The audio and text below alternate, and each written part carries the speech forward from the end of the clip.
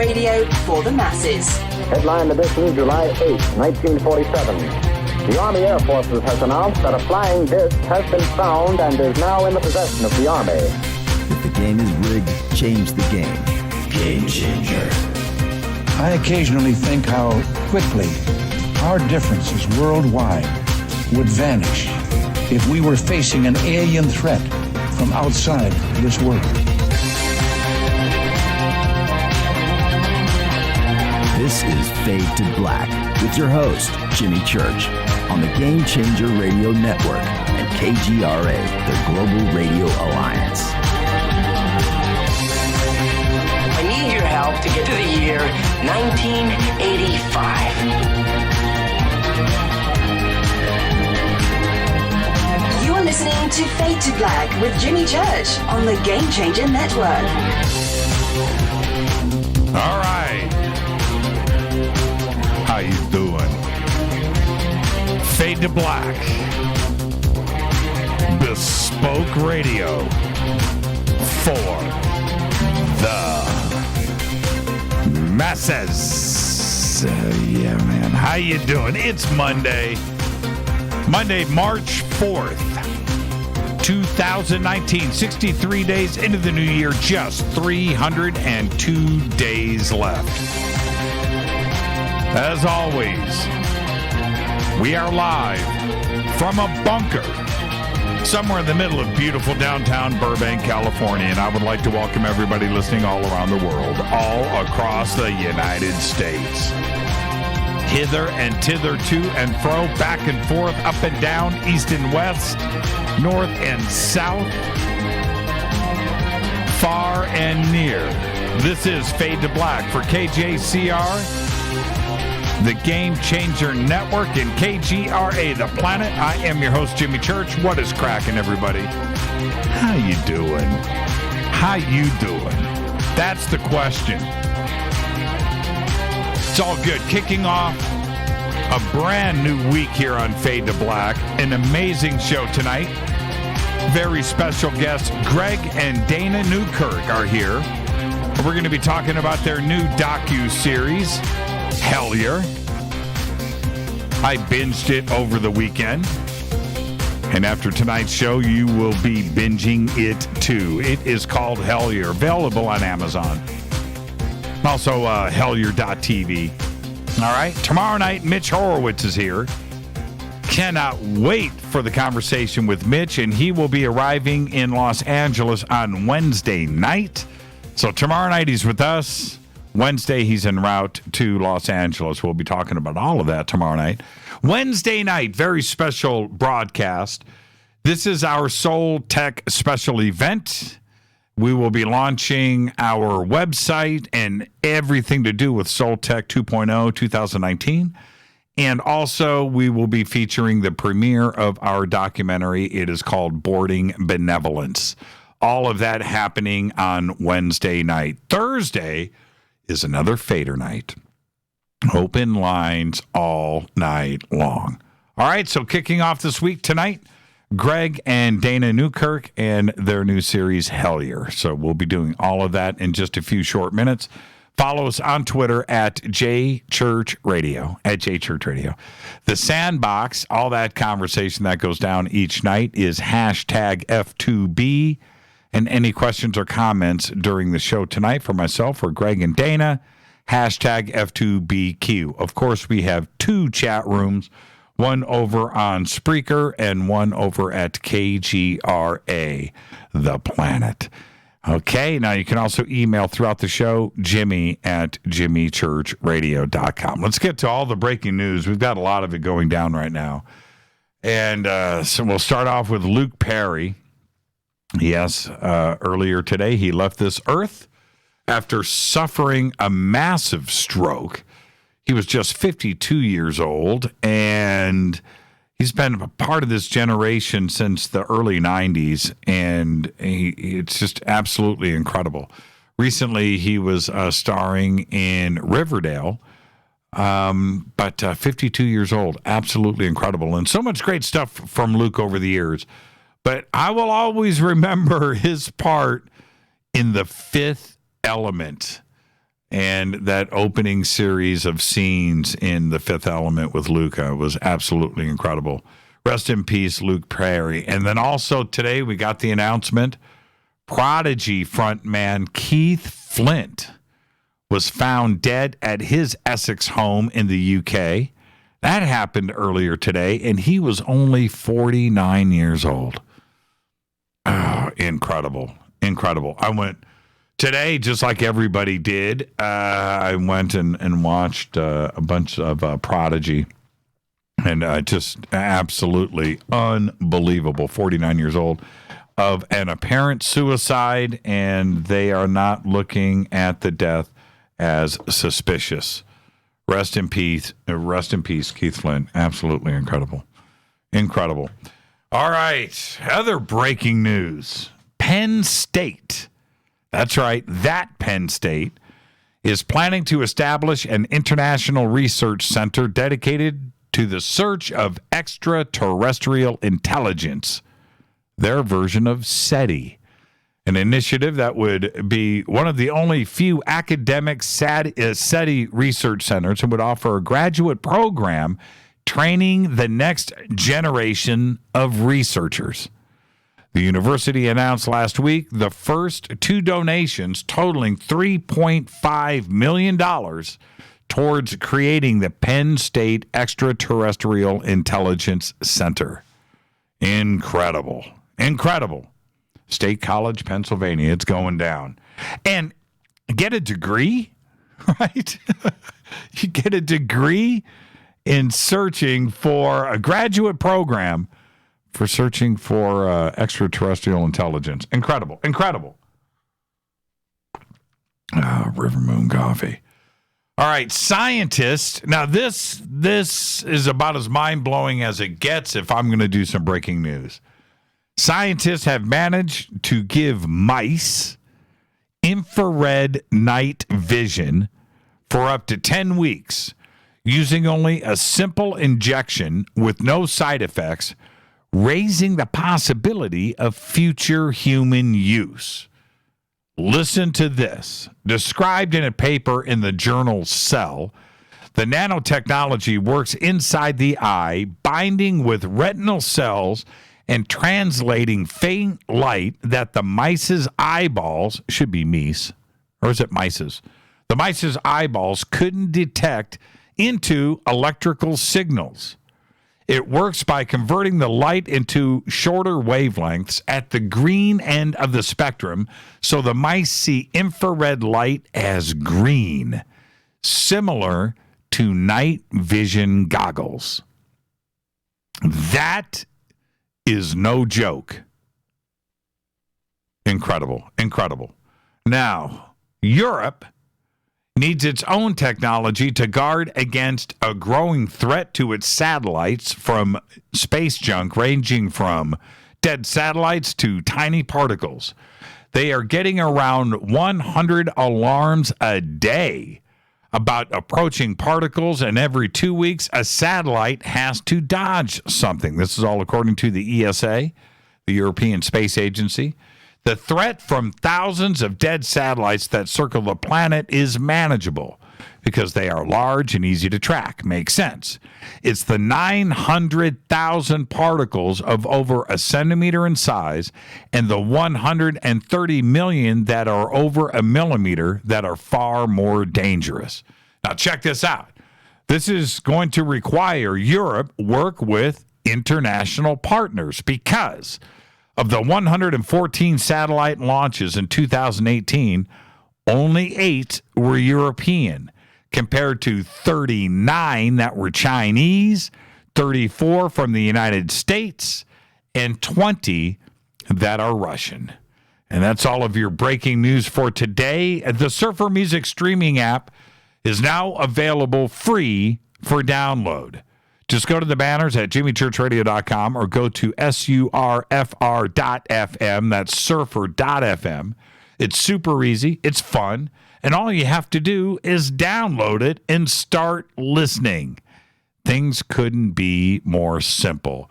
The Surfer Music streaming app. It's all that I use. I can show you right now. I'll show you right now on my cell phone. Right? It's right there. Surfer. Boom. Done. And that's the app that I use right there. Surfer. It's incredible. It's going to kick off here in a second. I better turn that off so we don't have music streaming during the show. Surfer.fm. Don't have to give up your email. You're not going to get contacted. All you do is download a streaming music app. It couldn't be easier or more simple. So cool. Surfer music streaming app. SURFR. Okay. Our next event is Contact in the Desert, coming up May 31st through June 3rd in Indian Wells, Palm Springs, California, at the Renaissance Indian Wells Resort and Spa. Tickets and info are at contactinthedesert.com. We have a full weekend of events. Of course, we're going to broadcast on Friday night, Fade to Black. Saturday night, I'm hosting the awards dinner. You've got to get tickets for that separately. You can get that at contactinthedesert.com. And Sunday night, I'll be doing the closing night ceremonies and panel. Contactinthedesert.com. And then this Wednesday, we will do our special Soul Tech 2.0 show. That's this Wednesday, announcing our 2019 Soul Tech Conference, which is over the July 4th weekend at Sunrise Ranch in Loveland, Colorado. You can sign up for tickets and info at soultechgathering.com. This Wednesday, we'll launch the full website so you can get your tickets. And also, we will be premiering our documentary. Okay, so all of that goes down this Wednesday night. Our 2019 Soul Tech Conference over the July 4th weekend in Loveland, Colorado. Don't forget to subscribe to our podcast. It is just $2 per month. Go to jimmychurchradio.com, click on that podcast banner. We have over 1,000 shows. Over 1,000 shows for just $2 per month. You can also become a Fade or Not over at our membership section at jimmychurchradio.com. You can get those autographed shirts, hats, all that fun stuff, commercial-free downloadable archives, MP3s, and all perfectly crystal clear and compressed and perfect audio. Okay, you can get all of that over in our membership section at jimmychurchradio.com. Don't forget to visit all of our sponsors here: Ancient Life Oil, Life Change Tea, River Moon Coffee, Hoffman's Optics, Numana, Emergency Food Storage, Sacred Skulls. Visit all of our sponsors here at jimmychurchradio.com. Of course, surfer.fm. Okay, let's get this show cracking. Happy birthday to today, Catherine O'Hara. That's right. Catherine O'Hara today is 64 years old. Of course, we know and love her in Beetlejuice. Best in Show. For your consideration, A Mighty Wind. So funny, so cool. Catherine O'Hara today is 64 years old. Our dead guy's birthday today is Antonio Vivaldi. 1678 to 1741, died at the age of 63. Of course, virtuoso violinist who wrote the popular The Four Seasons violin concertos. Happy birthday to Vivaldi. Actually, he has one name. Nobody says Antonio. They just say Vivaldi. On this day in history, OTD 1994, John Candy dies of a sudden heart attack while filming Wagons East in Durango, Colorado. Tragic day on this day in 1994. Fader fact. In the United States, okay? Are you ready? In the United States, installing traffic lights cost cities between $250,000 and $500,000 per intersection. I'm in the wrong business. You're in the wrong business. $500,000. How can you be a one stoplight town? $500,000. Put up a stop sign. $500,000. Think about that. Tonight, very special guests, Greg and Dana Newkirk are here. We're going to talk about their new series, Hellier, which I did binge over the weekend. It's a 5-part docu-series. I got lots of email, and there were the posts on Twitter and Facebook, everybody go and check this out. Well, I did. And you should too. And we're going to go through all of that tonight, discussing Hellier. It's absolutely an incredible documentary series, and it's available on Amazon. That's Hellier, Hellier. We've also got the links for it over at jimmychurchradio.com. Tomorrow night, Mitch Horowitz is back. Wednesday night is our Soul Tech special event. Thursday is another Fader night with open lines all night long. Also this Wednesday, March 6th, is the world premiere of Boarding Benevolence, our Soul Tech documentary. It's really cool. And the trailer's available. We've had that up. You can go and check that out. But the movie is really, really good. Okay, now, my fast River Moon coffee. Why does it taste so good? At this point of the show, I want to stop the broadcast and just sip River Moon coffee, Fade to Black blend, tweet, hang out. I wish I could just do that. You know, jump over in the chat rooms and just drink River Moon coffee, because that's what this sip does. Incredible. Okay. All right. I guess 22222. I guess our bunker cam is down. It's working on YouTube. Drew is working on it. He can't figure it out at this point. But okay. All right. So that's the latest update from Drew. My fascination with the UFO subject started when I was very young. And I was like 8 years old. A little bit before that, but the real stuff happened when I was 8. 4th grade. And my best friend at the time was John Dubrava. Still lives in Chicago. Don't hunt down John, but he's out there. I've talked to him. And he sat next to me in Mrs. Laverty's class in 4th grade. And we would sit there and draw spaceships, draw planes and flying saucers. And we pretty much did this all day long. You know, we were taking class. I mean, we were in 4th grade, and we were doing the things that we needed to do, whatever, you know, math and English and stuff. But all day long, man, stacks of drawing paper, notebooks, book covers, all that stuff, drawing those UFOs. That's what we did, you know. And then we would go to the library. We would read everything that we could find about our space program, moon bases, UFOs. And each week we would watch Space 1999, right? And on UHF, there was the program called UFO. Equally as good as Space 1999. Space 1999, a little more high tech, and I thought that was, I don't know, it was kind of a toss-up because UFO dealt with UFOs. Man, I love that show. Both out of England, by the way. Really, really good stuff. Anyway, we were all in at the time. John Dubrava and myself. Well, over the next 4 decades, I've always felt that these craft and those that pilot them, you know, are coming from deep space, another solar system within our own Milky Way. And for the most part, I still do believe that this is the case. But over the last 10 years or so, and certainly over the last 6, things for me are starting to change somewhat. Now, first, more data and science is starting to come through. And I talk about it often on the show. And there is all of that, all of the science, whether it is, hard science, and then you have physics, not only here on Earth, but the astrophysics and the study of the cosmos.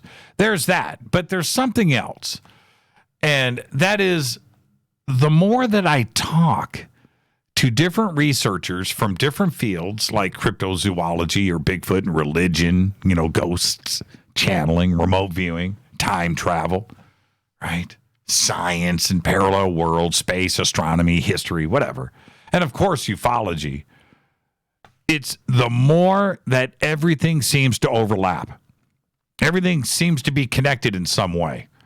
I have done so many interviews now. And when I came into broadcasting, I had I had a view that was at that time somewhat changing, that I felt that UFOs were possibly interdimensional, or possibly that some UFOs may even be us, time traveling from the future. There's that element. And I felt that there was something else going on other than just a straight spaceship somehow getting here from interstellar space.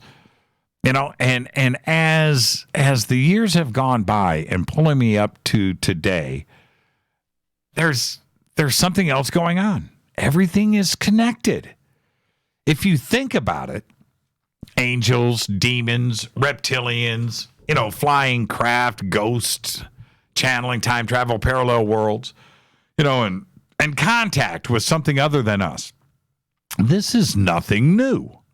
I'm not planting a flag here. It's been talked about going back thousands of years, and it's always been here with us. We've talked about it constantly at every level of society, every civilization, everything on this planet has been talking about all of these subjects. Strange things in the sky are not some modern thing. It's not. It's not since the Wright brothers or hot air balloons. No, this goes back. And information and stuff from the stars and the heavens, right? Ghosts, the afterlife, parallel worlds, time travel. This has been talked about for thousands of years.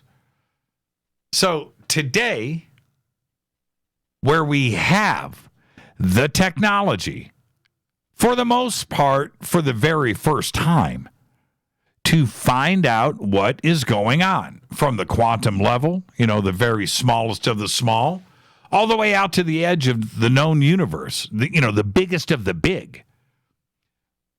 We are finding some of the answers to the questions that have been around for a very long time. And one of them is that everything is connected, from that atomic level all the way to the farthest galaxies. So, for those that have wondered why Bigfoot can survive in the forest and never be captured, or, we haven't found a body yet, well, maybe, just maybe, Sasquatch is something interdimensional, or how a UFO can just appear or disappear in seconds, right? Ghosts. We know time travel is possible. There's no question about it. And how could all of this play into all of the paranormal and supernatural events that seem to happen to nearly everyone every day all over the planet? Remember the Bigfoot prints that we found at ECETI, up at ECETI Ranch last August? Well, there were just 4. And the biggest, the clearest one was the first one, with the other 3, curving to the right. But there was nothing before or after those 4. It was like Bigfoot just appeared, took a few steps, and then poof, gone. I can't explain that. I don't know. The only thing that, and I've always been a skeptic on Bigfoot. And when I see something like this, like evidence of the possibility of Bigfoot walking through this field, where are the footprints that were before it? Doesn't make any sense. The first one is the clearest. Shouldn't there be something else from before? There wasn't. And then it just curved off and then stopped. Doesn't make any sense.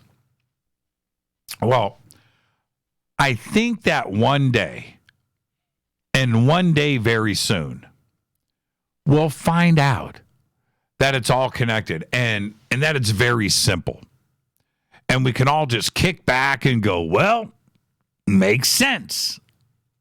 Okay, we can move on. And what I mean is this. We'll all be able to accept that all of this is just a normal part of our lives, right? The folding of space, time travel, parallel worlds. And that, to me, is disclosure. Think about it for a second. Once something is figured out, and I say it all the time, once one domino falls, and that we find out when you have physicists discussing things at the quantum level and interaction and entanglement And that goes off into quantum mechanics and infinite parallel worlds and the interaction between them. That's at a scientific level of research. But that's our research too. That's what we're looking into here. And Einstein and time travel and time loops, right? Whoa. The interdimensionality of everything and how that ties into space and how quantum particles can react and entangle with others flying out to different places in the galaxy, in the universe. It's like, wait a minute here. That answers a lot of questions, not only with space and travel and interstellar travel and faster than the speed of light. It answers a lot of those questions, but it also starts to connect to the electric universe and channeling, telepathy, communication at faster than the speed of light. All of this goes back down and is interconnected and goes right back to everything that we are dealing with today, which is the afterlife and ghost and parallel worlds and ET and the interdimensionality of not only craft that seem to appear and disappear. I've seen it myself, and I can't explain what is going on with that. It doesn't make any sense. It's an unbelievable time to be alive. And all of this goes right to our guest tonight, and that is Greg and Dana Newkirk. This new series, this docu-series, starts at one place, starts at one specific spot, and where it leads them, we're going to discuss all of this tonight, is touching upon everything that I just discussed right now. And it's all wrapped up in one docu-series. And it encompasses all of the guests that I've had on Fade to Black. It's all starting to make some sense. Not to say that some of these craft are real nuts and bolts craft traveling space. Okay, I'm not suggesting that at all. And I'm also not suggesting that Bigfoot quite possibly could be a species that doesn't want to be detected, and he's firmly planted here, and he's just hiding from us. There's that too as well. Then there's all of the other questions that lay out there. So tonight, our guests are Greg and Dana Newkirk. Their new docu-series is called Hellier. We'll be discussing all of that. And the links for Hellier and Weird HQ, their website, are over at jimmychurchradio.com. This is Fade to Black. I'm your host, Jimmy Church. Follow me on Twitter at jchurchradio. Email is jimmy@jimmychurchradio.com. We're on the Game Changer Network and KGRA, The Planet. I'll be right back after this short break with tonight's guests, Greg and Dana Newkirk. Stay with me.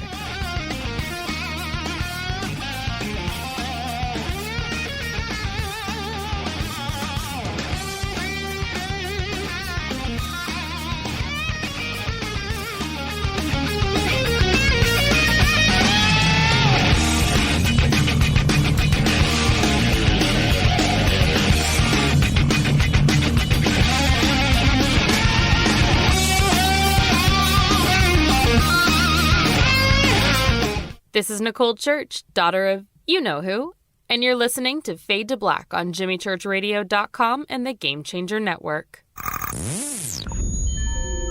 You're listening to Jimmy Church, Fade to Black. Fade to Black will now pause for alien identification. The station that talks the net. KGRA Radio. When you take the beans from Central America with dashes of Indonesian and African mixed in and then roasted to the dark side of Fade to Black, you create the ultimate brew of fringe. Introducing the Fade to Black blend from Rivermoon Coffee. Yes, Rivermoon's darkest customized roast was created for the love of Fade to Black.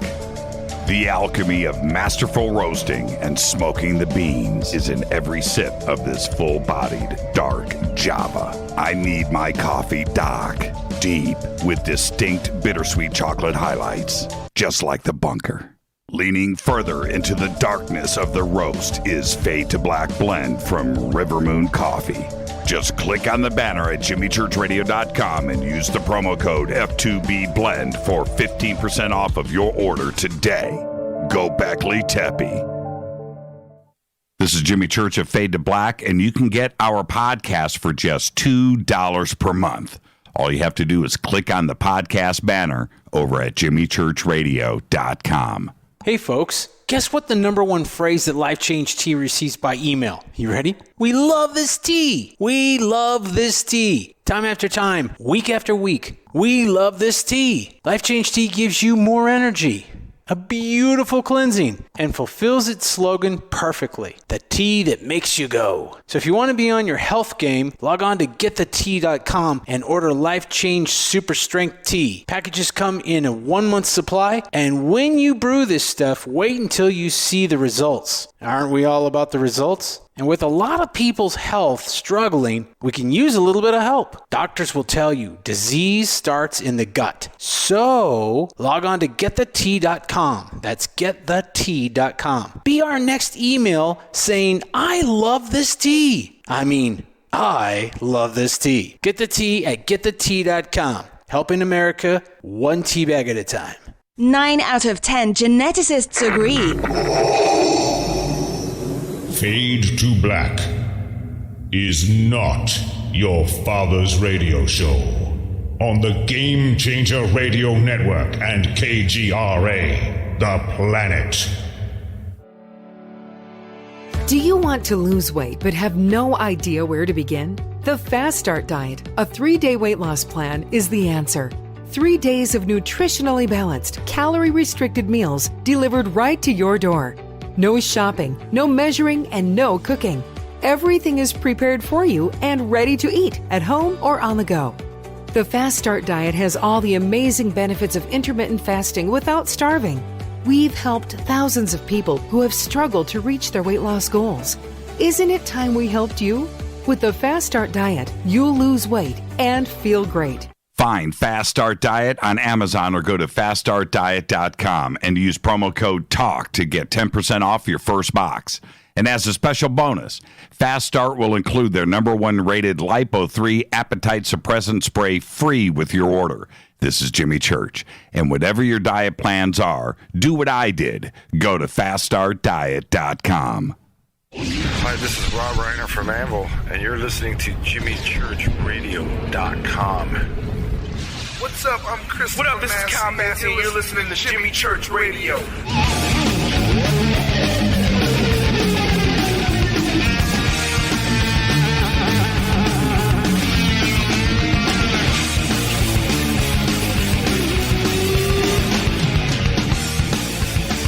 All right, welcome back. Fade to Black. I'm your host, Jimmy Church.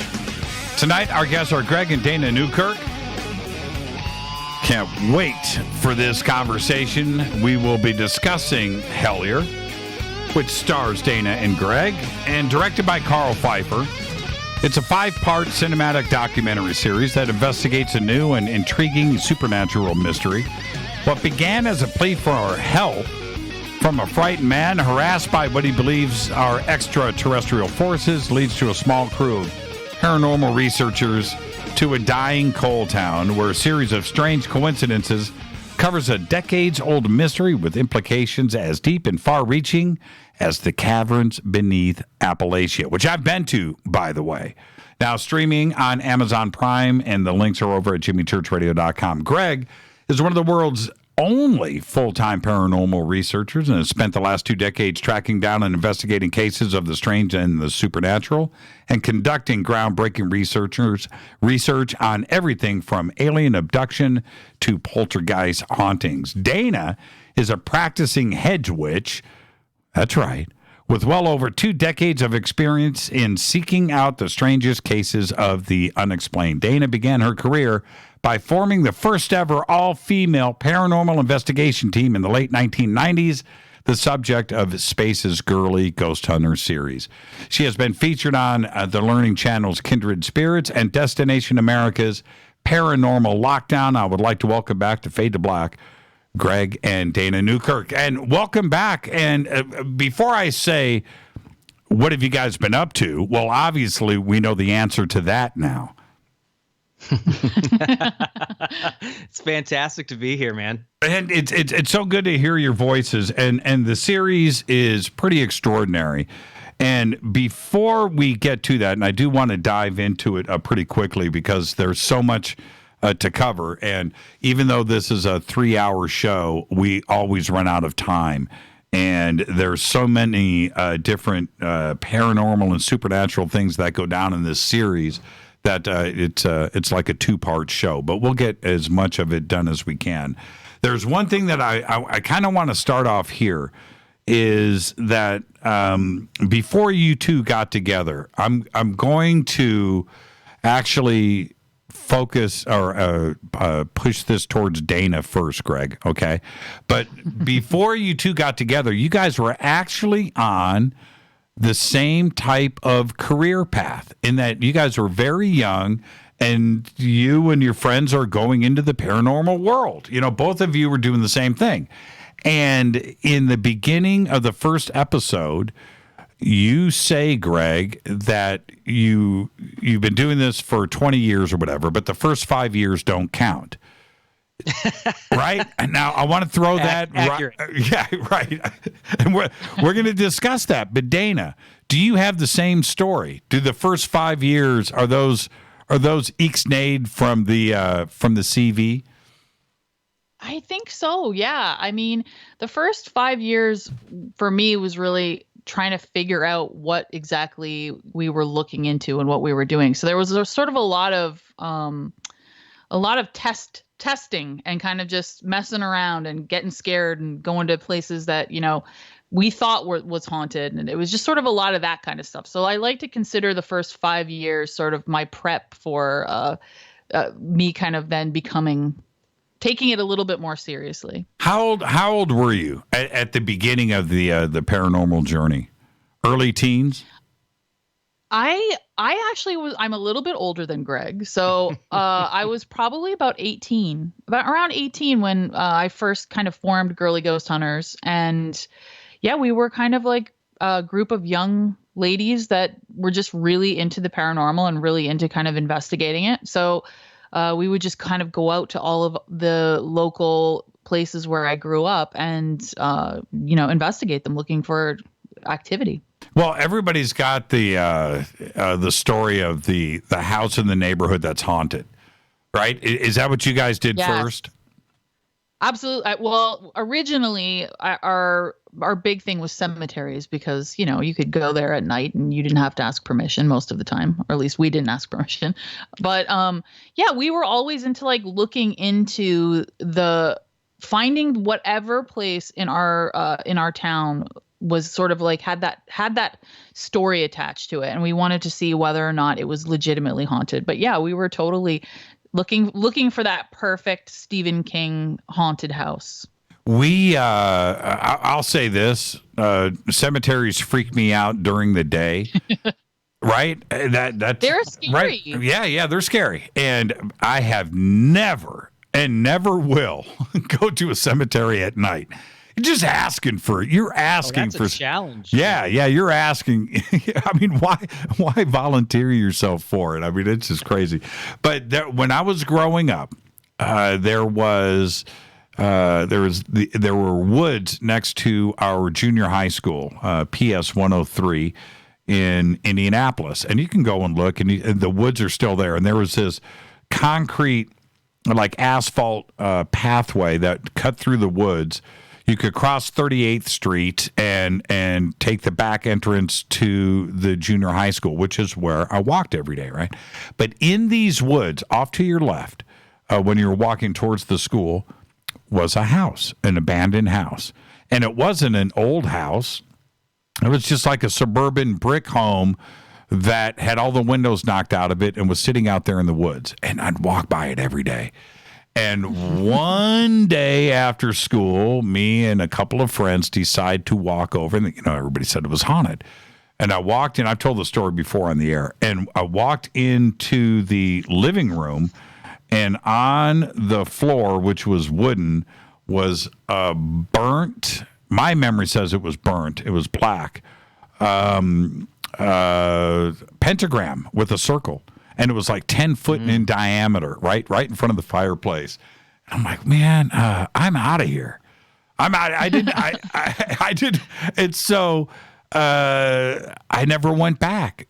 You know, I was. You were supposed to light some candles and lay down in the middle of it. It freaked me out. And this was, I'm going to say 1974. Now, what a wasted opportunity, right?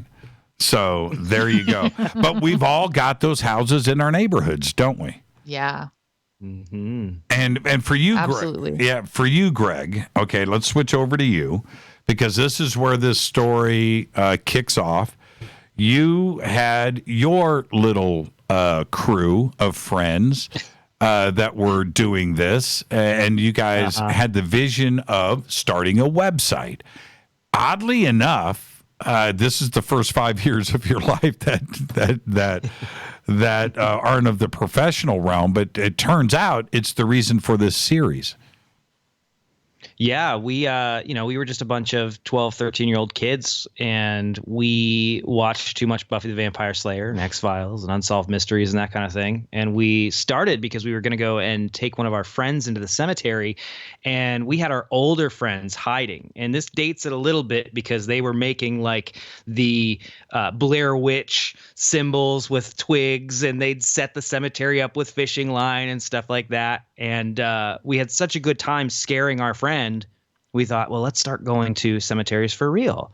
And the first time we did was this cemetery, this mining cemetery out in the middle of nowhere. And we had so much activity that we immediately went, oh my God, monsters are real. We can actually hunt these things.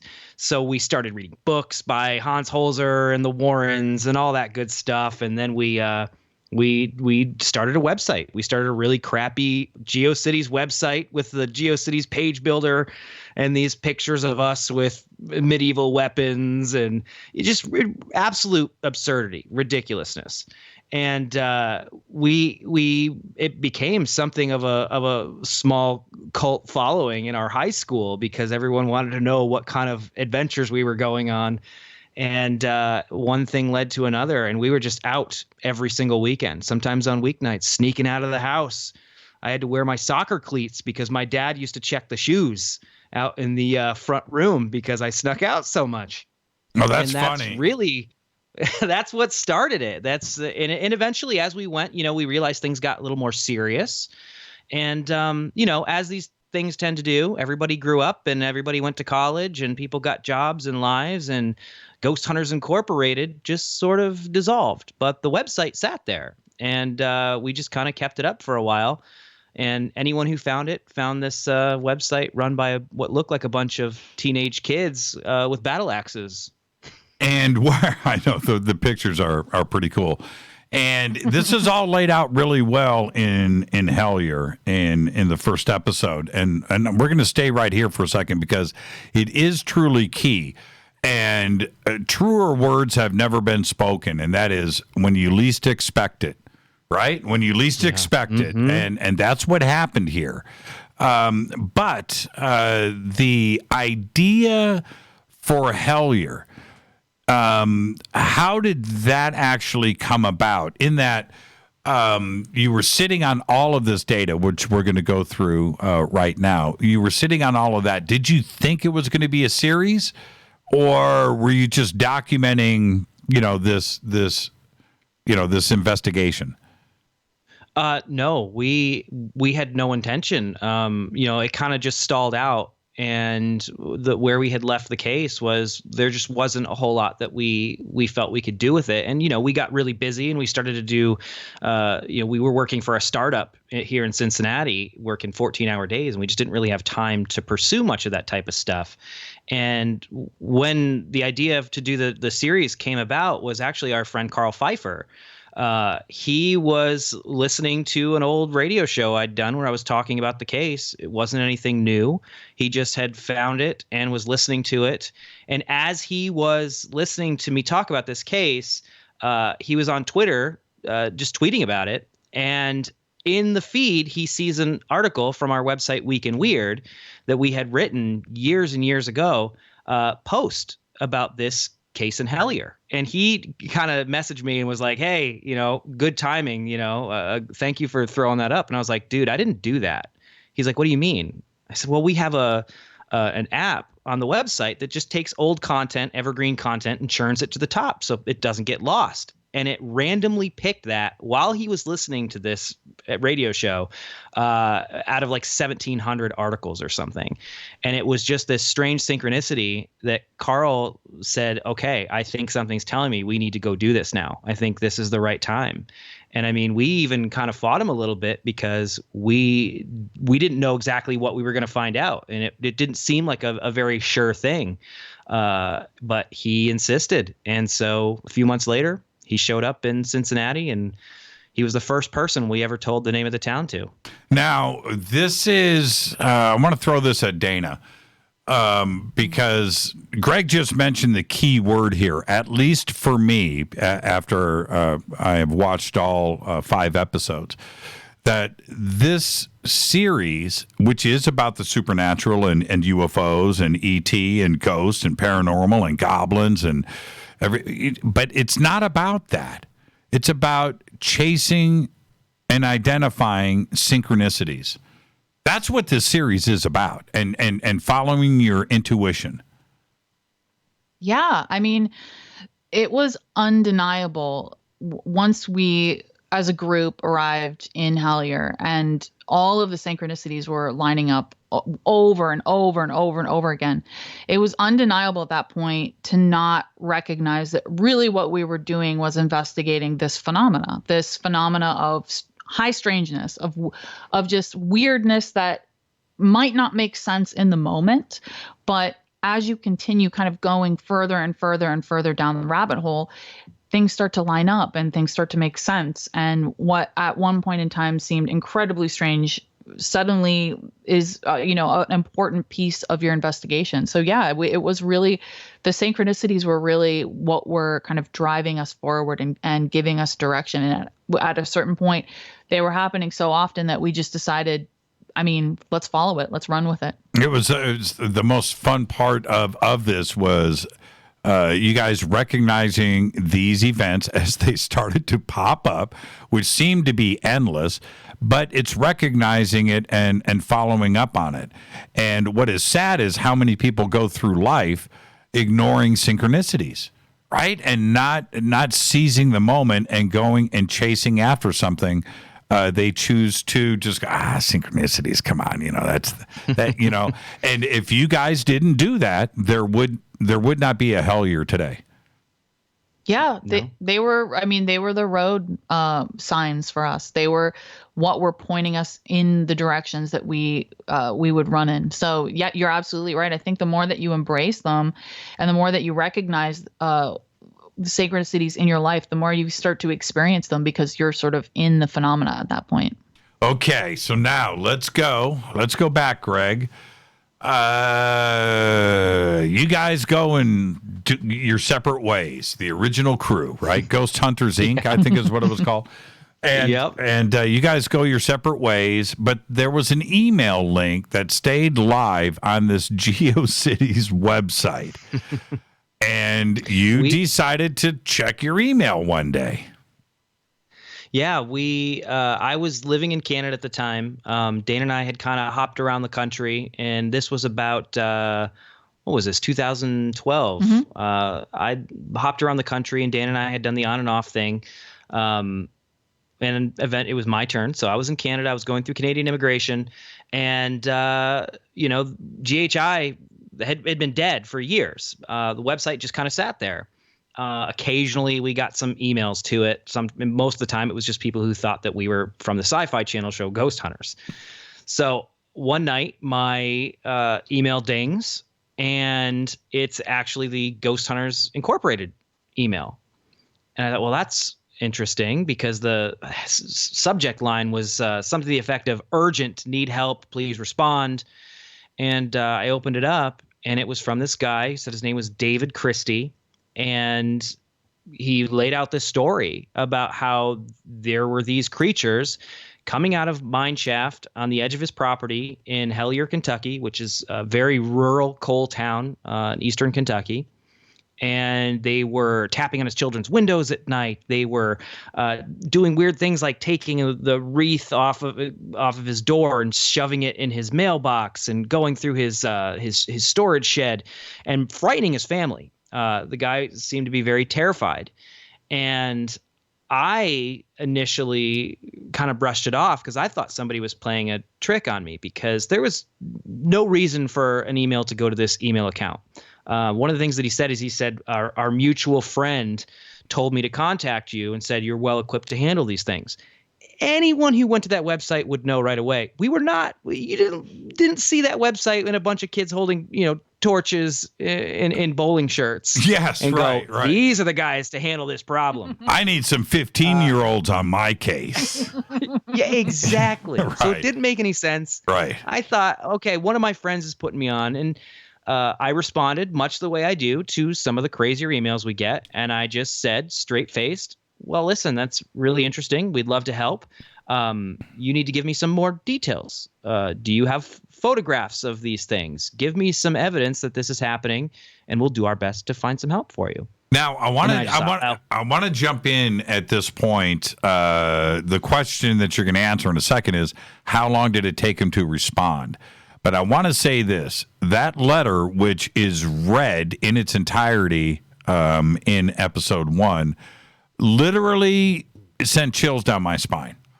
That's was scary. A pretty terrifying letter.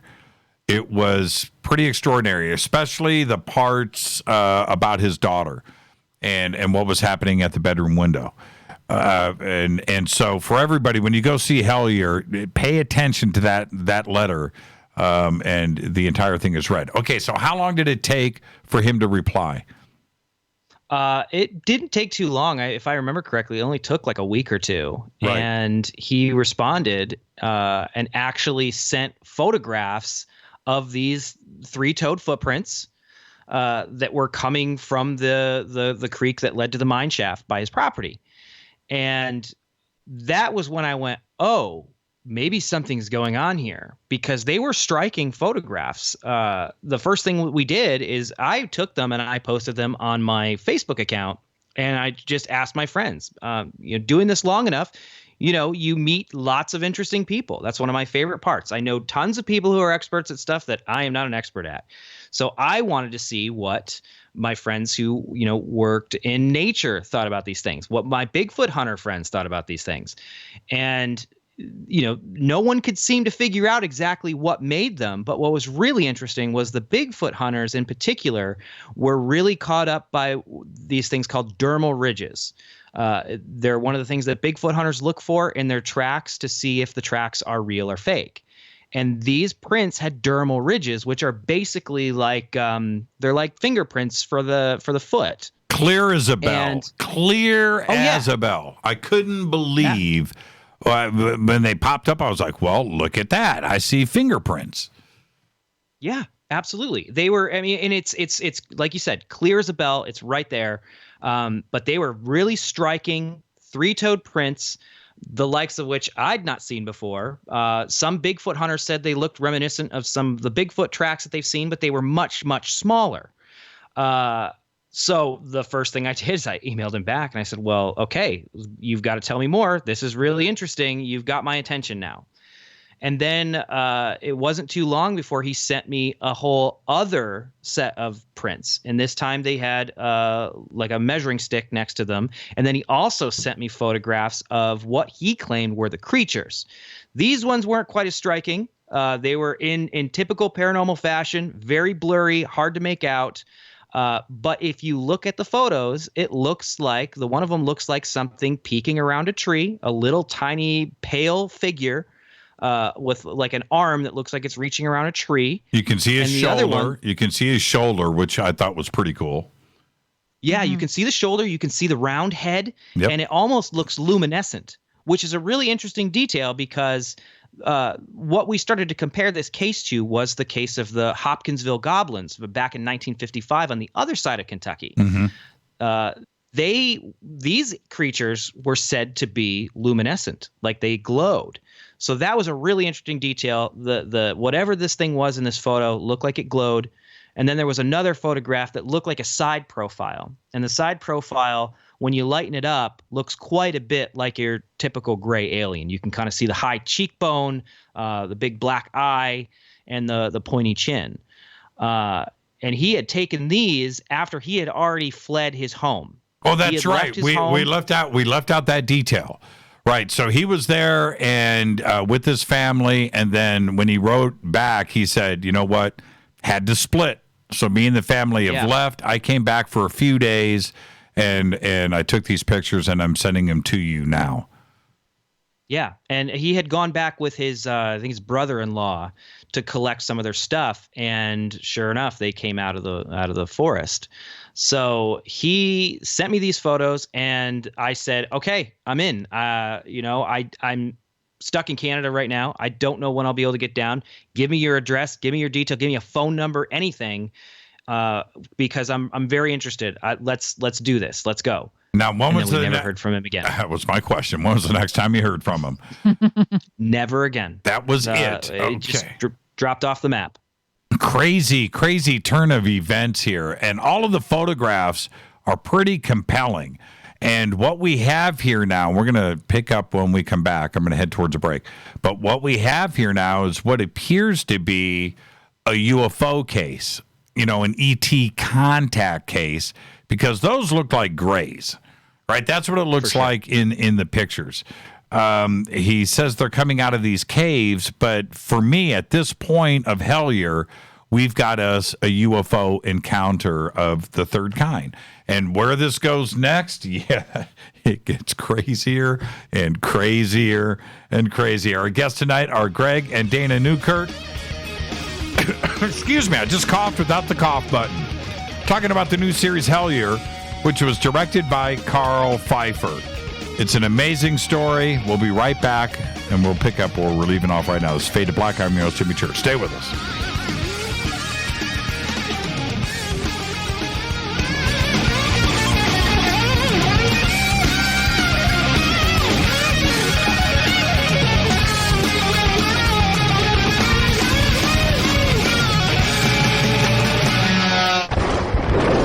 This is Fade to Black with Jimmy Church on the Game Changer Radio Network and KGRA, the Global Radio Alliance.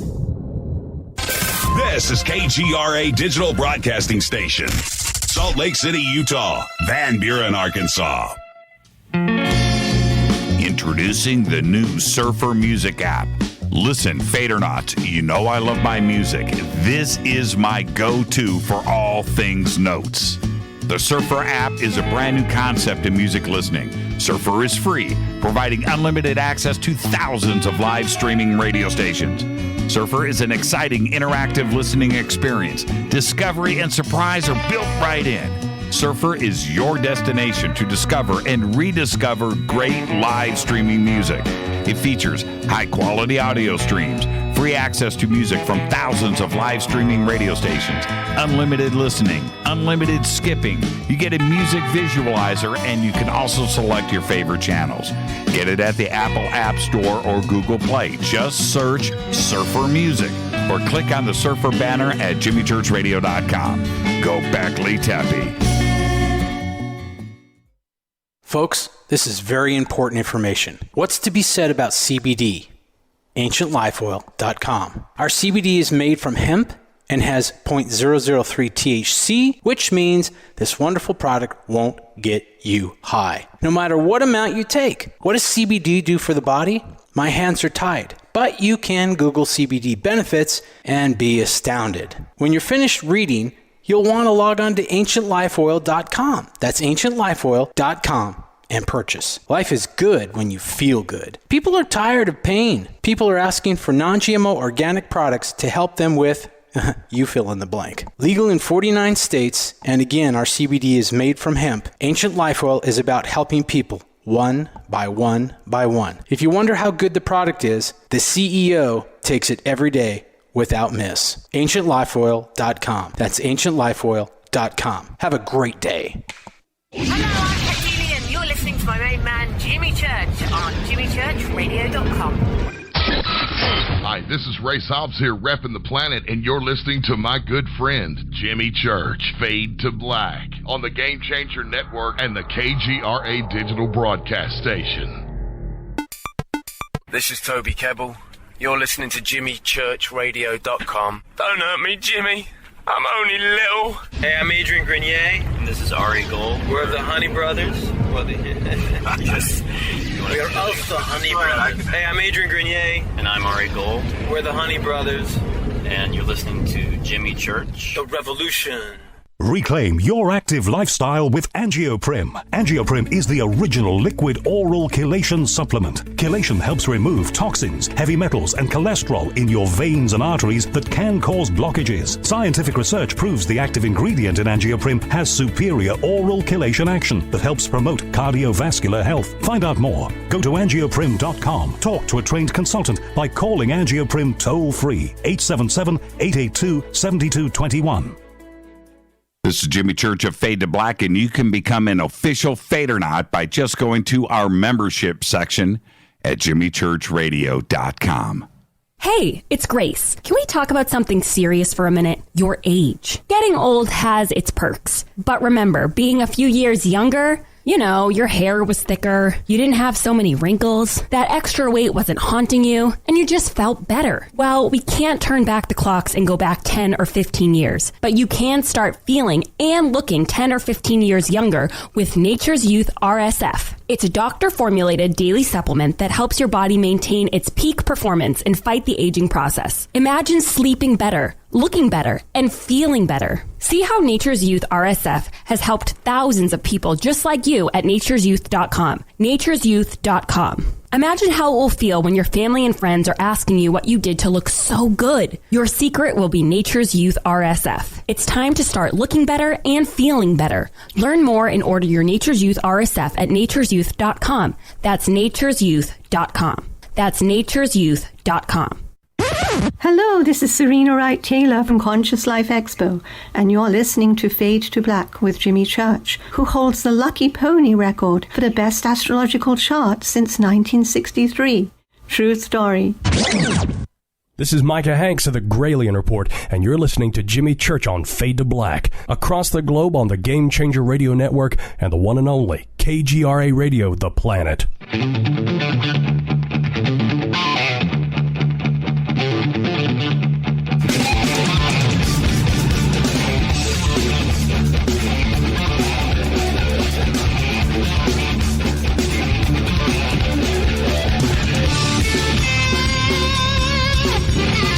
All right, welcome back. Fade to Black. I am your host, Jimmy Church, on the Game Changer Network and KGRA The Planet. You can follow me on Twitter at JChurchRadio. At JChurchRadio. Hashtag F2B is the sandbox. You can follow Dana and Greg. They've got at WeirdHQ on Twitter, and Newkirk, which is... Greg, how do you spell Newkirk? It's a play on words. Nuekerk. Okay, you can follow Greg right there, and we've got it all up on Twitter. This is where I want to go to next, in that everything is connected, right? John Keel talked about it, and of course, Keel is referenced throughout the documentary series, but everything is connected. But at this point, you guys are going into it at the top of the curve here, you know, with only the letter and these photographs. I want to ask you, Dana, where did you think this was headed at this point?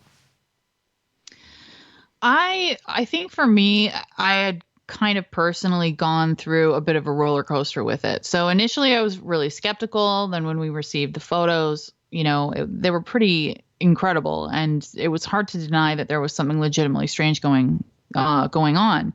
So I was hoping that what would happen is that we would be able to find this person and sit down with him and have him give us his not only what he had already told us kind of in a face-to-face capacity, but I wanted to know what was going on and what had been going on since he had, you know, stopped emailing us.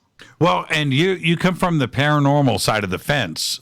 So were you leaning towards something crypto, something of that nature, or were you thinking ET? I think initially my brain instantly went to the kind of cryptid space. And that is mostly just because, the footprints. We had a little bit of experience at that point in the Bigfoot space. Right. So for me, the footprints, they were this kind of tangible piece of evidence that I could sort of lock into and focus on. Initially I was really in the headspace of sort of that cryptid space. But that changed as we continued along on our investigation. And how about you, Greg? Where were you leaning? Oh, 100% cryptid. One of the things that David had mentioned in his emails was that he believed that the creatures were extraterrestrial. Mm-hmm. And while that's interesting to me, you don't typically, when people talk about cases of abduction and close encounters, you don't typically get footprints with those types of things. And so I just thought that somebody had put this weird idea in his head that it was extraterrestrial. Maybe it was some kind of cryptid. Maybe it was some sort of a, kind of like the lizard, the Bishopville lizard man or whatever. That's where my head was at. If it wasn't just someone trying to pull our leg, it was kind of a toss up between those two. And it wasn't really, like Dana said, it wasn't until we actually started to get into Hellier and talk to people and see what kind of experiences we were having that our minds were changed on that. Now, Hellier was another synchronicity, too, as well, that popped up with all of you, including Carl. Very strange how the word gets mentioned when you hadn't said anything in social media about the location, right? It was... to just give a bit of backstory here, we in 2013 we started to shoot a web series, and on that web series we were going to tackle a bunch of different things. So Bigfoot, alien abduction. We hung out with vampires, like you name it. We want to do the weirdest stuff possible, and the whole idea was, engage the strange. So we were going to just go all at it. One of these episodes that we shot was we wanted to get abducted by aliens. Yeah, we talked about that. We talked about that last time you were on the show. Mm-hmm. Yeah. So one of the places that we went to Brown Mountain, North Carolina, where people have seen these strange lights. No one can seem to figure out what causes them. There's stories of alien abduction there. We thought, okay, this is our best bet. If we go here, we've got the best chance of getting abducted. So we went, we hung out with our friend Micah Hanks there. And one of the things that, he'd mentioned there's this person told me that there's a underground alien cave base here. You want to go look for it? It was just a fun thing. Like, he didn't take it seriously. We didn't take it seriously. And we found this cave opening, and that was that. So we finished the rest of our shoot. We get back home, and then an email pops up, and it says, "Why did you stop when you were so close?" 1 week. And it was from a guy who called himself Terry Wrist. Obviously, a play on terrorist. Mm-hmm. And I thought, well, okay, we get weird emails quite a bit. Okay, fine. We'll see what happens in a week. A week later, I got another email, and it said, "Hellier was just a symptom. The door is closed. The window is open. Use the numbers." And there was an attachment, and it was a photograph of a slip of paper that had a series of numbers written on it.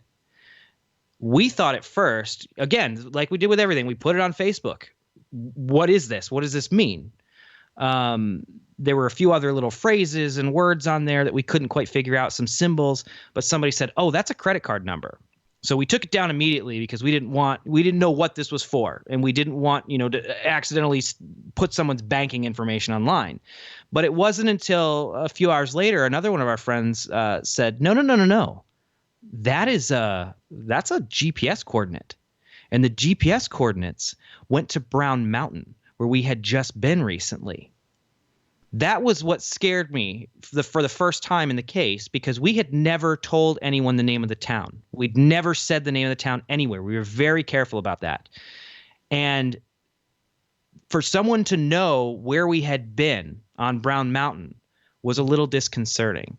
So that was the first time in the case that I felt really nervous. And the only reference I could find to this Terry Wrist character was in a series of books. There were 2 books that came out in the early 90s by Alan Greenfield. Pretty obscure by normal paranormal standards. It was basically about how to summon UFOs and speak to UFOs using an old code that Aleister Crowley had been given by Aiwass, this extraterrestrial intelligence in Egypt. And it was, I mean, super fringe by normal standards, not the type of stuff that I had ever really studied or looked into. And the only reference to this guy is in the appendices of these books, where there's an interview between him and Greenfield, where Terry, using a pseudonym, talks about going into these underground bases and cleaning out the aliens in them. Terry was supposedly, according to David, our mutual friend. Now, so I have no idea who this is. And Dana, at this point, your feminine spidey sense, right? Yes. What was that telling you about suddenly people knowing about Hellier, people knowing about where you were with Micah Hanks? You've got cryptography coming over with coordinates. And of course, these emails going back to 2012, it's starting to get a little bit creepy. What were you thinking? At this point, pretty much every red flag that could be flying was flying. My instincts were telling me that the situation was changing dramatically, and like on top of that, I am kind of a chicken, and so I went into like full paranoia mode, and right. It's super invasive, and in that moment, that's really what it felt like. It felt like someone was just letting us know how easy it was for them to kind of know what we were doing, or it felt kind of sinister. It had a sinister kind of vibe to it. Yeah, so it was really scary. Certainly, because you guys know what you're doing. You know, privately, it's your personal life, and you guys are together and you're discussing these, but suddenly other people know too as well. And you're not discussing this, and that's got to throw up the red flags. And it only gets crazier, doesn't it? I mean, yeah, at this point, looking back to that moment, and how terrified I was at that moment, I would love to go back and talk to myself and be like, strap in. This is just the beginning. Totally. Now, what happens next? Because at this point, you now have the town. You've got David Christie. You've been contacted by Terry Wrist. You've probably reached out to Alan Greenfield at this point too, as well, I'm assuming. And you're starting to put the pieces together, but you've got to start to plot and figure out what you're going to do. What happens next? So what we ended up doing was, again, one of these weird synchronicities. We ended up moving to Cincinnati. I mean, one of the problems that we had investigating the case was that we lived in Canada, and I was going through immigration. Well, we got offered out of the blue crazy great jobs working for a tech startup here in Cincinnati, and it was just too good to say no to. So we ended up moving to Cincinnati in 2013. And we had a weekend. We'd finally gotten a set of wheels. And I looked at Dana. This was probably, 2015 at this point. Yeah. Mm-hmm. I said, you know what? That weird case with that guy, David, that's only a few hours from here. It's like 4 hours. We could go out on a weekend and just spend a day. And let's just poke around the town. Let's see if this was something that actually could have happened. You know, we were the whole time, it always bothered us. Like, if somebody was pulling our leg, that was a lot of effort to put into it. So we drove out one weekend, and as soon as we got into Hellier, we said, oh my God, this could have actually happened here. We posted up at the local gas station, which also served as the post office and the pizza shop and the grocery store. And any good paranormal researcher will tell you, find the town hub and then just start asking questions. And that's exactly what we did. I took photographs of the prints.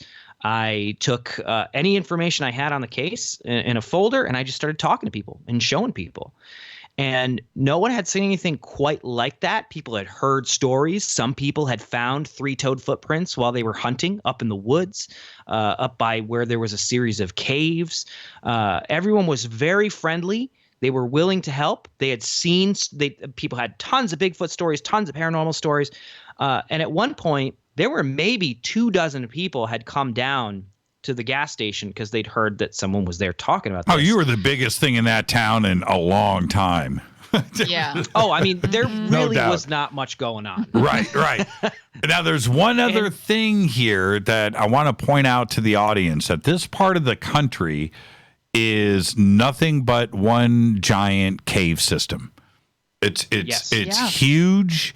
I vacationed there when I was a kid. I went down there with my Aunt Carolyn, and we did the whole thing. Cave City, Mammoth Caves National Park, and I personally went into probably a dozen different caves. Massive caves. And this system is quite huge, and it's part of Hellier, right?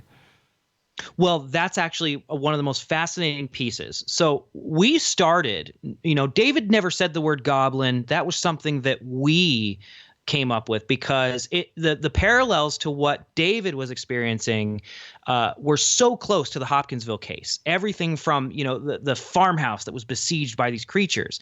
We started to think, well, what if it was the same type of thing? There were stories people were telling us about UFO sightings over this town. UFOs big as a football field. Government men coming to town telling them, don't talk about this. What you saw was a satellite, yada, yada. Same type of stuff that was happening in Hopkinsville back in the 50s.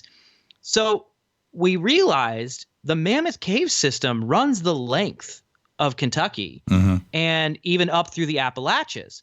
It is the largest cave system in the world and is, for the most part, pretty unexplored. Yep.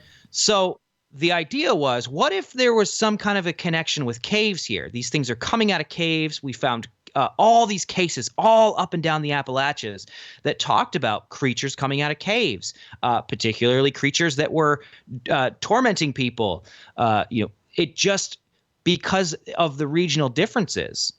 Somebody in one part of the Appalachians was calling them Tommyknockers or holler goblins. They just didn't realize people were experiencing this phenomena all through that cave system because they'd all given them different regional names. Right. So that was our first inkling that something bigger was going on. And it wasn't just Hellier. It wasn't just Hopkinsville. It was something that was massive and seemed tied to the cave systems. And there was one guy from the town. I thought this was really, really interesting, where he said that this giant spacecraft was above the town all day long, that thousands of people saw it, and it was in the local paper, and they just stood out there and watched it all day. That was pretty interesting. That was really crazy. And one of the things that what happened with this was people came to town. They said government people came to town after this happened and told them, no, what you saw was a satellite. It was something, I think it could have been, they were saying it was like a Google project. But these people said the stuff that they showed in the news, the stuff that they told us that we saw was not what we saw. They said, listen, we know that people think we're hillbillies out here, but I know what I saw, and it was not a satellite. So there was something strange going on with that. Now, did you ask about David Christie? Oh, that was the first question. Have you ever heard of a David Christie? Do you know of anybody, a doctor in town? Because he was supposed to be a doctor. He's supposed to be a doctor. Nobody had ever heard of that name. How big is how big is Hellier? Oh, maybe a few miles, and it's mostly just little hollers. All the roads in Hellier, the reason they exist is because they used to go to mines. Right. That gives you kind of an idea of what this place was like. So there weren't a ton of people. It was close knit. Yeah. Well, how big are we talking? A few hundred people? A few thousand? How big is Hellier? I would say a few hundred, to be honest. It's really, really small. It's really, really isolated. It's not really on the way to anything. So it's just sort of tucked away. And it's just sort of a small community of people that have either been living there for a long time. Their families have been living there for a long time. But it's really, really small. A couple hundred, easily a couple hundred. So everybody knows everybody. There's no question about it. Exactly. So this guy, David Christie, if he's a new guy in town, everybody's going to know who he is, right? That's what I would think. Sure. And that didn't seem to be the case, did it? No, nobody knew this guy. One of the people that we ended up talking to was a guy who'd lived in the town his entire life. He was like in his 80s. And he said, I've never heard of a David Christie, and I don't even know of a doctor who lives around here. So our next course of action was to, ask about properties and ask about where we should go and look for, a house that has this or this or this or something. My biggest question was, is there a house around here where there's a mine shaft on the edge of the property? And the people laughed at me. Everyone. There were mine shafts on the edge of everybody's property. Right. And so, but you apparently find the house, right? So where you guys are driving up the road. We followed the stream. We followed one of the water sources, because in the photos that David sent us, there was like a stream, a creek, and that was where the footprints were taken. So we thought, okay, let's find a water source. Let's follow the biggest stream. So we started following different streams, and eventually, right as the sun was setting, we found a house that matched the description perfect. It's still, when all this stuff had happened to David's family, it was around Christmas time. There were still Christmas lights up. The house looked like it had been abandoned for 3 years. The lawn wasn't mowed. There was still stuff out on the porch. It had the porch light. It had the shed in the background. And it was right next to a mine. So we thought, holy crap, this is the place. Because there were a lot of different places, but nothing fit the bill like this. And it was so exciting because it looked perfect. So we made note of where this was. And because the sun was setting and because it was only a day trip, we said, okay, we're going to come back and we're going to do some more digging on this place. And that's where we had left it. That's right. What happens next? And also, I want everybody to watch the series, of course. But there was a comment that you made. I don't know if it was you or Dana when you were out in front of the house. Where apparently it looked like it was abandoned rather quickly. There was still, right? Absolutely, yeah. There was still, the way the house looked. It looked as if someone had packed up in the middle of the night and left. And like Greg said, there were still Christmas lights hanging on exercise equipment on the porch. Yeah, like it looked as if somebody grabbed their clothes and their valuables and left everything else and just completely abandoned it. Do you think it's possible that David Christie did live there? He lived there for 7 months, and that he could have gone unnoticed in the town, that maybe he wasn't a doctor for the town, and then left and nobody remembered him being there? Or that they didn't want to talk about David Christie and what happened and why he left? I think either one of those is fair. People in these types of places, you typically move to a place like this if you're not from there, because if you're from there, you generally stay there, places like that. And if you move there, you're moving there because you want to avoid people. It became pretty apparent to us the more we dug into this that if David Christie was a real person, that was not his real name. Mm-hmm. We don't think that was his real name. Could he have been a doctor? Yeah, maybe. But when we would ask around, everyone seemed to think it would be ridiculous that anyone who was a doctor would intentionally move to Hellier. So I think it's a toss-up there between people not wanting to talk about this and between somebody going there to specifically be off the radar. Pretty creepy setup to this story, and this is just the beginning. So you head back to Cincinnati. We're going to head towards a break, so we'll set up for when we come back. You go back to Cincinnati and regroup. Do you immediately pick up the phone and call Carl? No, it was Carl. I mean, our lives had gotten, it was like a month or two after this that we were actually invited to shoot an episode of Finding Bigfoot.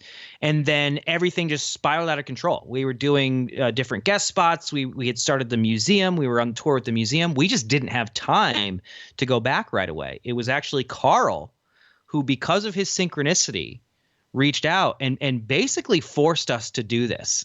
He really, really made a play for it and said, something's telling me we need to do this. It's calling me. We have to go. That's why we went back.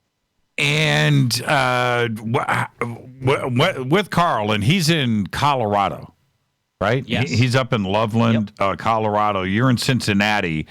Was there logistics planned, or at this point, because it feels like to me in the documentary, give me the inside of this. It seems like in the documentary, you guys are now reacting to those synchronicities. You guys didn't really have a chance to like sit down, schedule, Excel spreadsheet, budget, and do something real and plan. You guys are now you guys are reacting to the situation on the fly.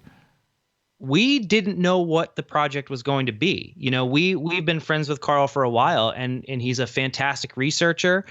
He was one of the resident investigators at the Stanley Hotel, which is just the coolest job ever. You just ghost hunt for a living. Mm-hmm.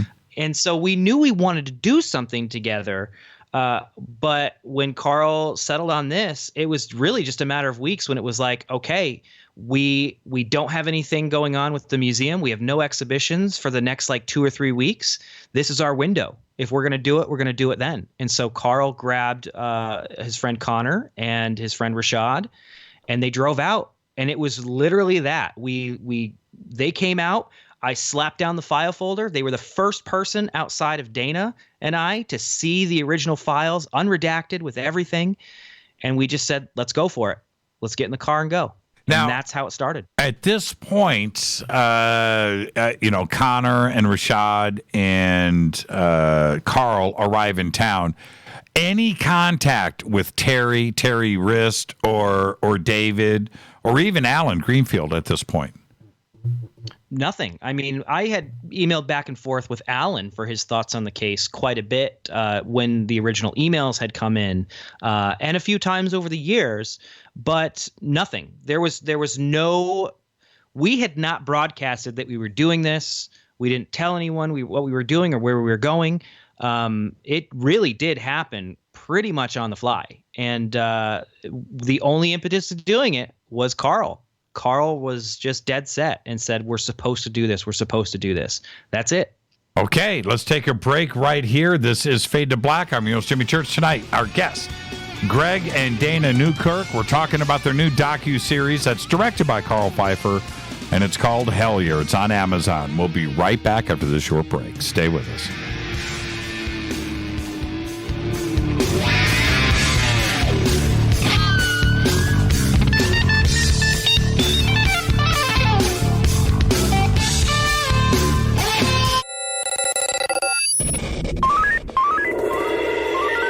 Way out here, we listen to Jimmy Church. You're listening to Fade to Black.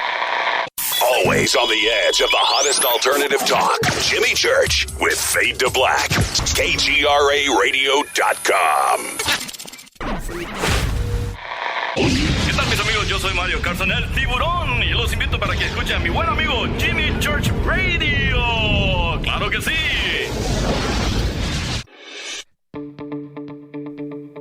Hurricanes, earthquakes, wildfires. This year we've experienced more than our fair share.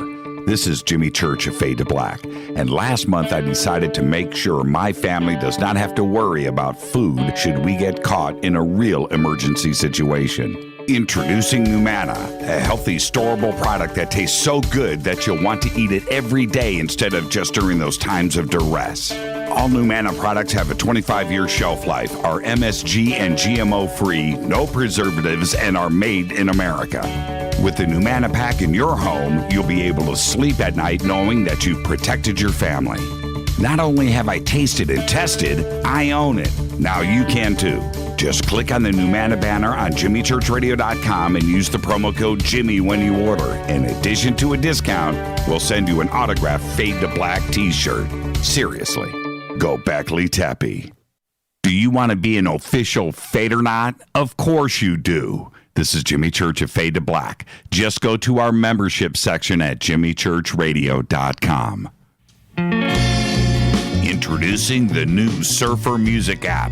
Listen, Fadernauts, you know I love my music. This is my go-to for all things notes. The Surfer app is a brand new concept in music listening. Surfer is free, providing unlimited access to thousands of live streaming radio stations. Surfer is an exciting, interactive listening experience. Discovery and surprise are built right in. Surfer is your destination to discover and rediscover great live streaming music. It features high-quality audio streams, free access to music from thousands of live streaming radio stations, unlimited listening, unlimited skipping. You get a music visualizer, and you can also select your favorite channels. Get it at the Apple App Store or Google Play. Just search Surfer Music or click on the Surfer banner at jimmychurchradio.com. Go Beckley Teppy.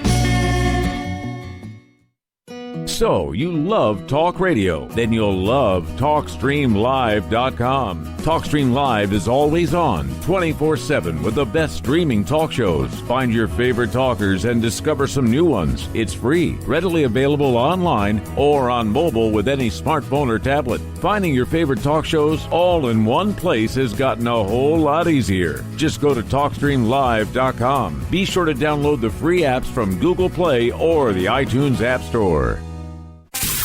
You listen to us, and we listen to you. And so does the CIA. KGRARadio.com. If you have hard water, the lime scale not only leaves white spots, it clogs pipes and breaks down appliances, costing you hundreds of dollars in energy and wear. Eliminate lime scale and other water issues like brown staining and bad odors with HydroCare water products, available from Wave Home Solutions. Wave's affordable water systems don't use salts or chemicals. You'll love the way your water tastes, smells, and looks. Satisfaction guaranteed. For more information, go to bestwater123.com. That's bestwater123.com. Are you intrigued by paranormal talk radio? You'll love the new paranormal radio app from TalkStream Live.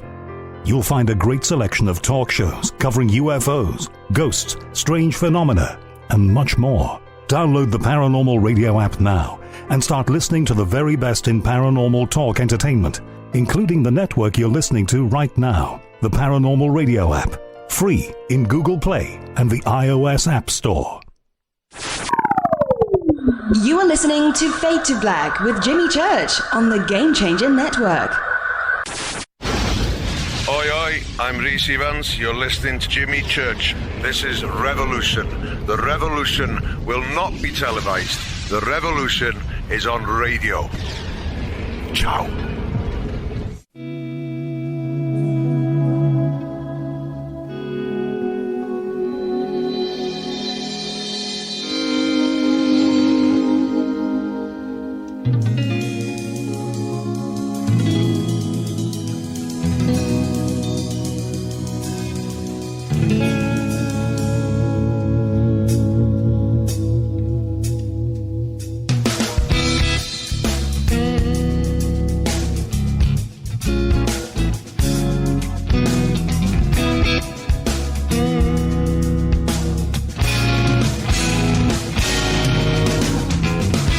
Welcome back, Fade to Black.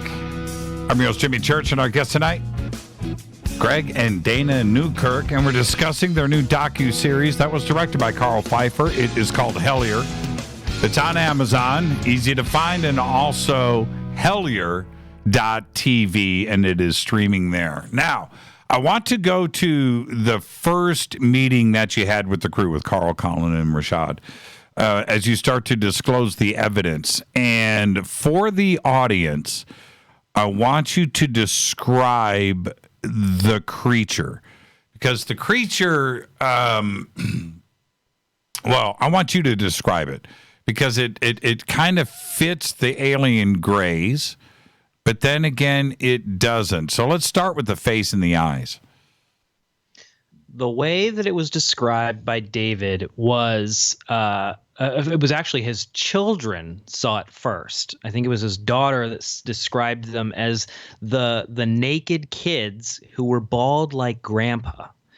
And they had a round head with these he described the eyes as black and oily, and there weren't the ears. There wasn't much of a mouth or a nose.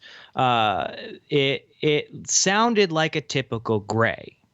But as he continued to describe the rest of them, they only stood about 3-4 feet tall, and they totally nude, and they hopped when they moved. So they didn't walk like a person. They hopped.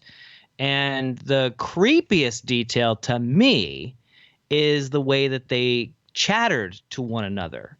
He said they sounded like skunks, which is a really specific noise. If you've never heard a skunk before, I don't think most people have.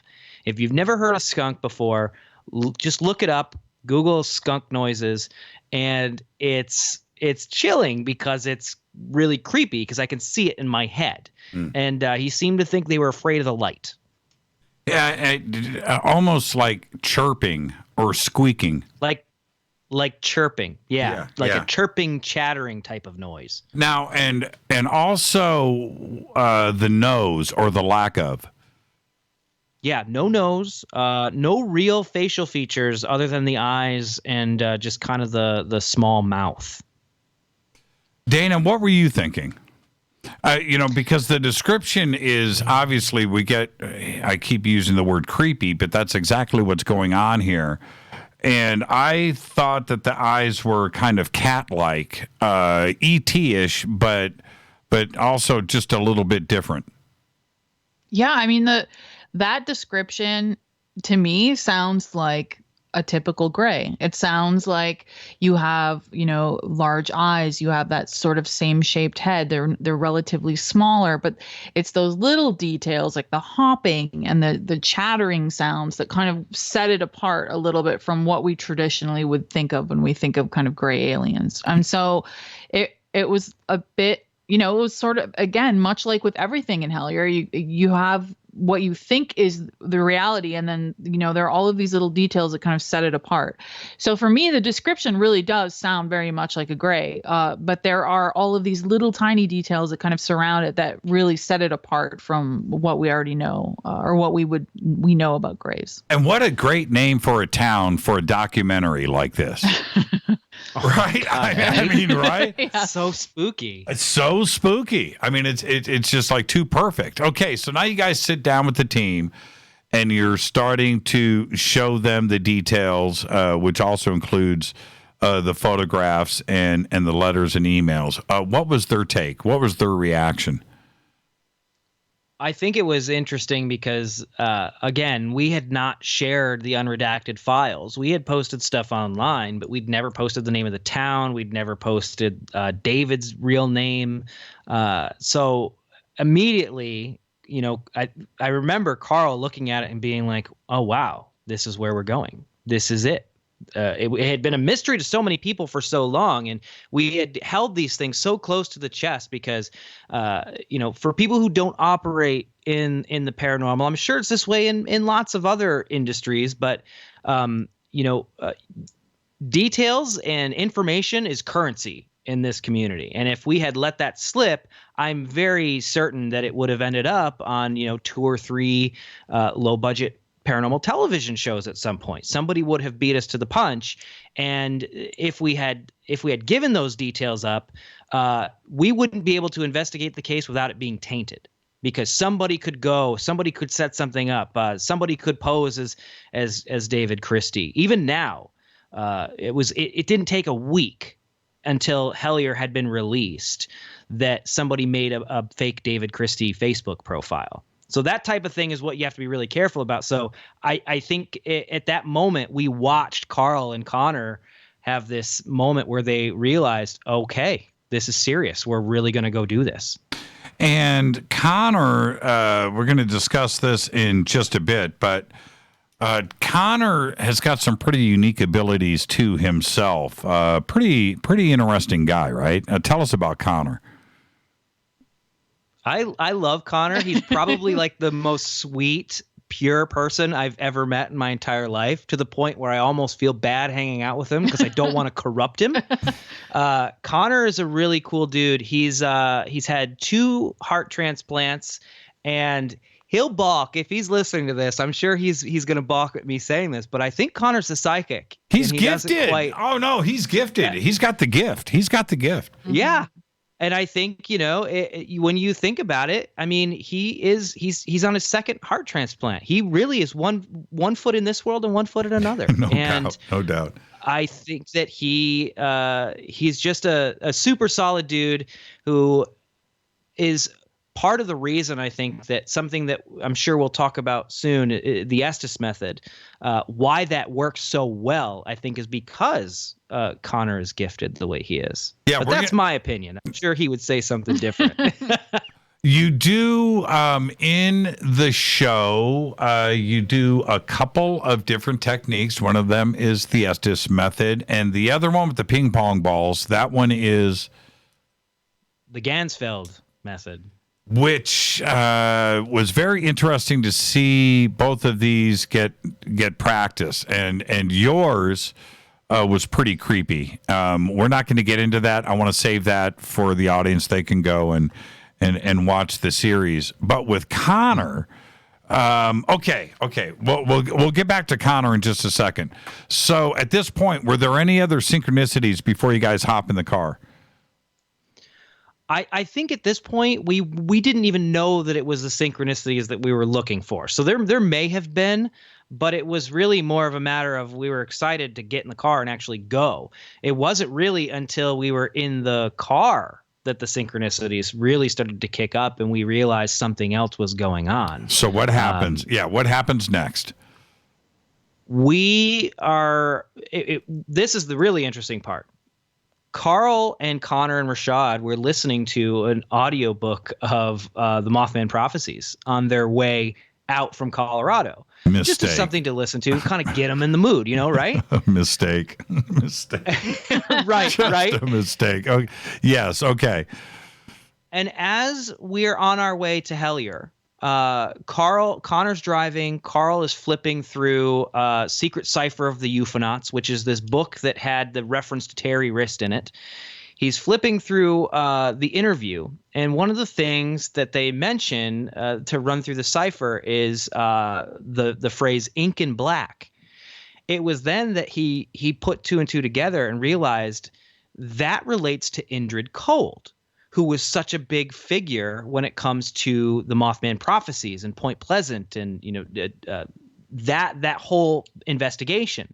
And so immediately then it's like, oh wow, we listened to this on the way. It was like we were being prepared to find out this piece of information that no one had put 2 and 2 together.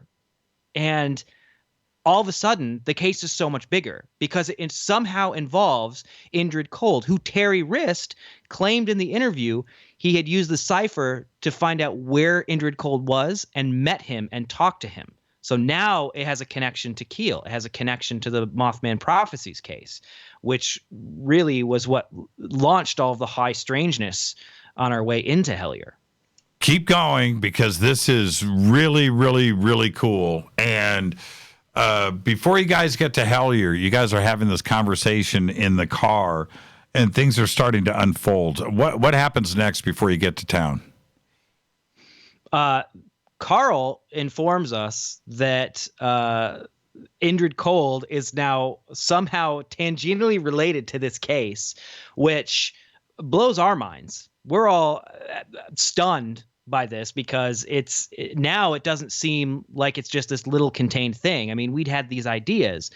And so as we're talking about all of this, we realize that maybe we should start paying attention to these synchronicities, because the only real reason that anyone knew that this had anything to do with anything is because they had started to listen to the Mothman Prophecies on the way.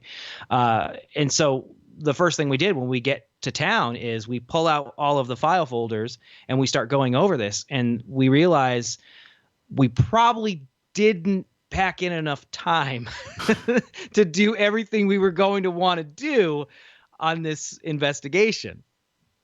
I'm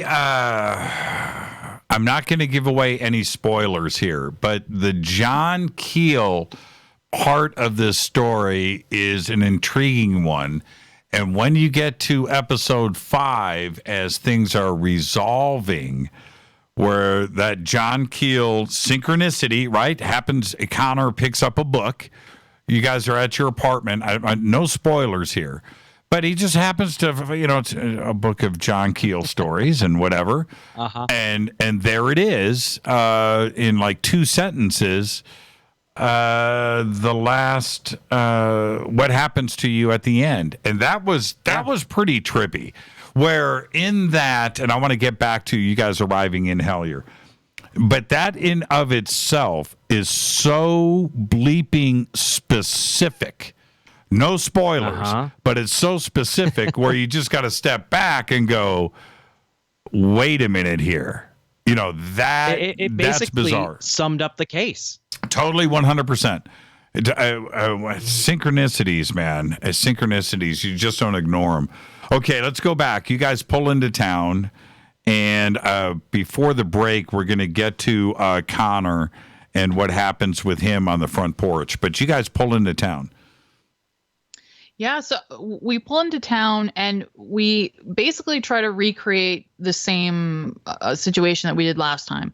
So we go to the same gas station. We, kind of park out front and look friendly, and sort of try not to be super weird talking to people about aliens and potential goblins. And we have a oddly different experience than we did the first time. The first time we were there, people were really excited to talk to us. They had stories that they wanted to tell us, and it took a little bit of prodding and poking when we got there, because a lot of people just sort of, I think it was partially the fact that we had cameras with us and maybe we were a bigger group of people and they were kind of suspicious about who we were. But there weren't a lot of people the first night who were really willing to tell us if they were even having strange things happening on their property. The one thing that we did get was a warning from someone.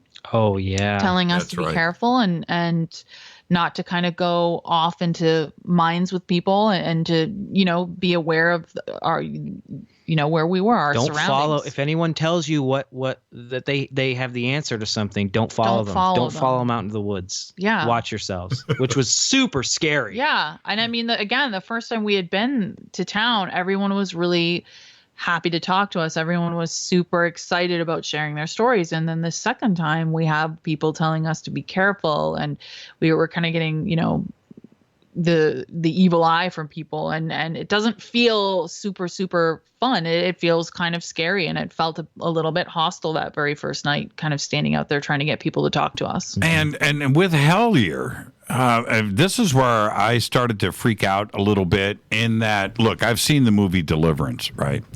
And I say that a little bit in jest, but one thing is for sure is Hellier is isolated. It's by itself, and you guys are up there. You're a long ways from help. And if anything stupid or freaky or anything jumps off, you guys are on your own. Right. And you are truly the outsiders in this town coming into their bubble of safeness. You are in their world now. Exactly. That was very apparent that first night back. We were all kind of looking at each other and really feeling how isolated we were. We were feeling how out of place we were. And it was intimidating. I mean, it is a small town, and it is, in the middle of nowhere, and everyone does know each other. And they really do kind of look suspicious at you if they don't know who you are. And you know, when you're that far away from civilization, it can be incredibly intimidating. And we definitely did not look like we were from the area. We did not. Stuck out like sore thumbs. Yeah, totally. Absolutely. And that's it. And you have to respect those boundaries because absolutely they are around each other all day long. They know everybody there and their personality. They know everybody's life. They know everything about everything. And you guys are disruptors. That's you know that's the way that you know you are their way of life, their daily thing. You guys are now what's the word that I want to, you know, there's a consistency that goes on there day to day. You guys show up. Oh, yeah. And that changes for them. So, yeah. Well, and one of the things that we didn't really even think about this too much until Hellier had come out, because we've heard a lot from the locals who have even more stories to tell. One of the things that, you know, these types of places are exploited quite often. People go to these towns and they reiterate this stereotype of the dumb hillbilly in their media.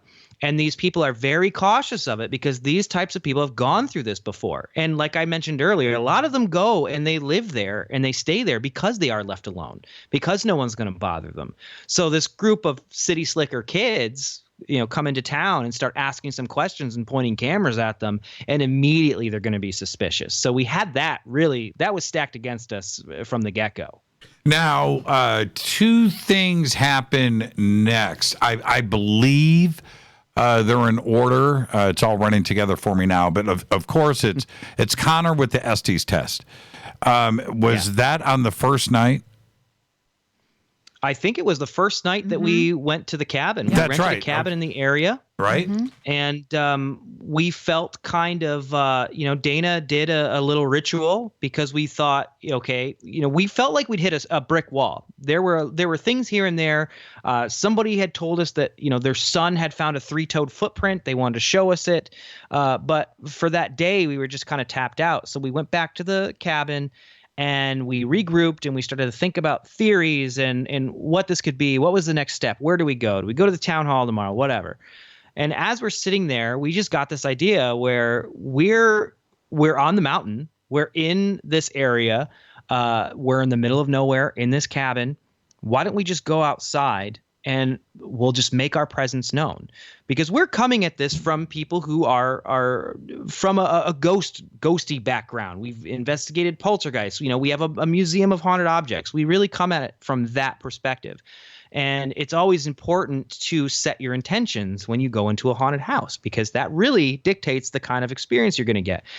We're of the mindset that a lot of this activity, it's all connected. You do it long enough and you start to see the patterns. Bigfoot's investigators are really experiencing stuff that a lot of, ufologists experience. And sometimes some ufologists are experiencing things that ghost hunters experience. So we went into it with the idea that this is all connected. Let's do what we know how to do. Let's set our intentions. Dana did a little ritual, and then we had some strange activity. And once that kicked up, Connor sat down and decided to do the Estes method, which is one of the most fascinating things I've ever seen. If people are familiar with a lot of the ghost hunting television shows and paranormal investigators, they know that ghost boxes are all the rage.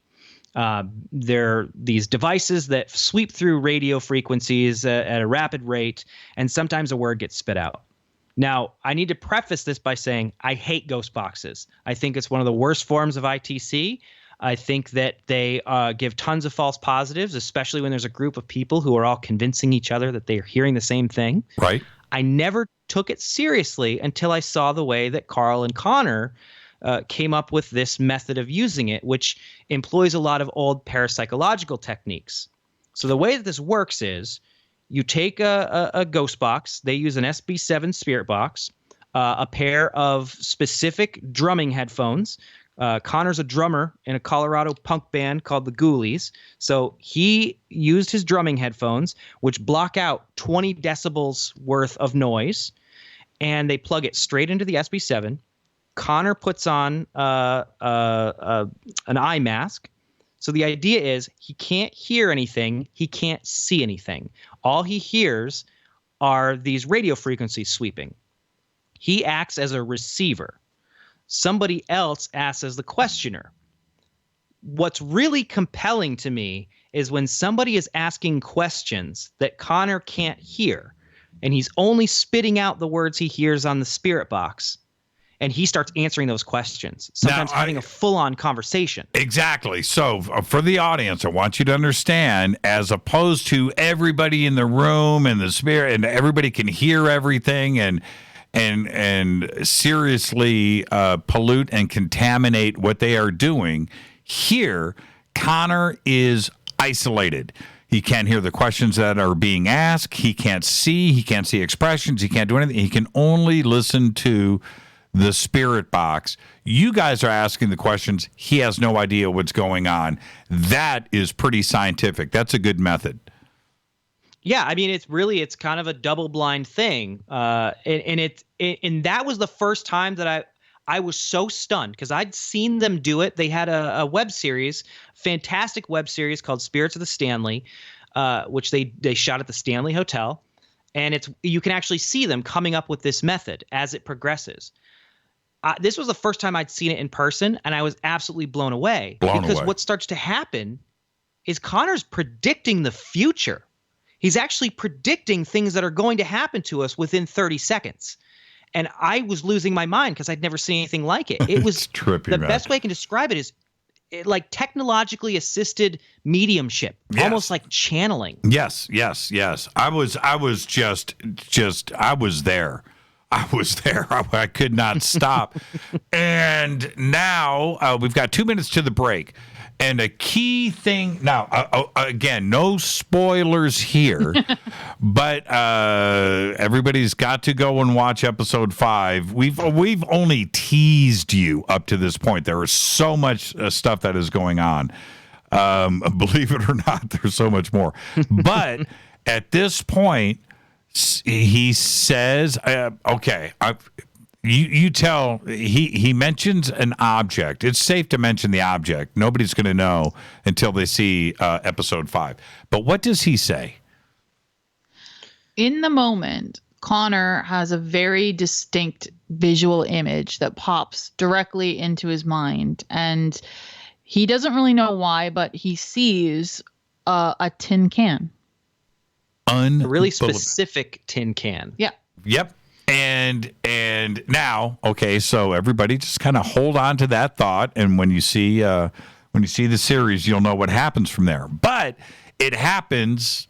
He is predicting the future, and this is something else that I've got to mention. This last year at ECETI Ranch, I had a daytime UFO sighting with a group of people. Right, there was many people around me. And it was 14 miles away behind Mount Adams. But are you ready? I've described it as the beer can. Oh, see, that's really interesting. And yes, again, because this popped up in Hellier. And and look, you guys don't know about this. I haven't talked to you about this. But when this popped up in Hellier, I was like... I'm dialing Greg, 1-800-GREG Newkirk, right? and that's what happened. Wow. And pretty funny at that moment. Greg, you know exactly what part of the series that I called you in because we talked about it, but that's where it was. Huh? And I'm just going to leave it right there. The audience knows about the daytime sighting. You've got to go and watch Hellier. We're going to take a break right here. When we come back, we're going to continue this journey. It gets nuts. The tin can.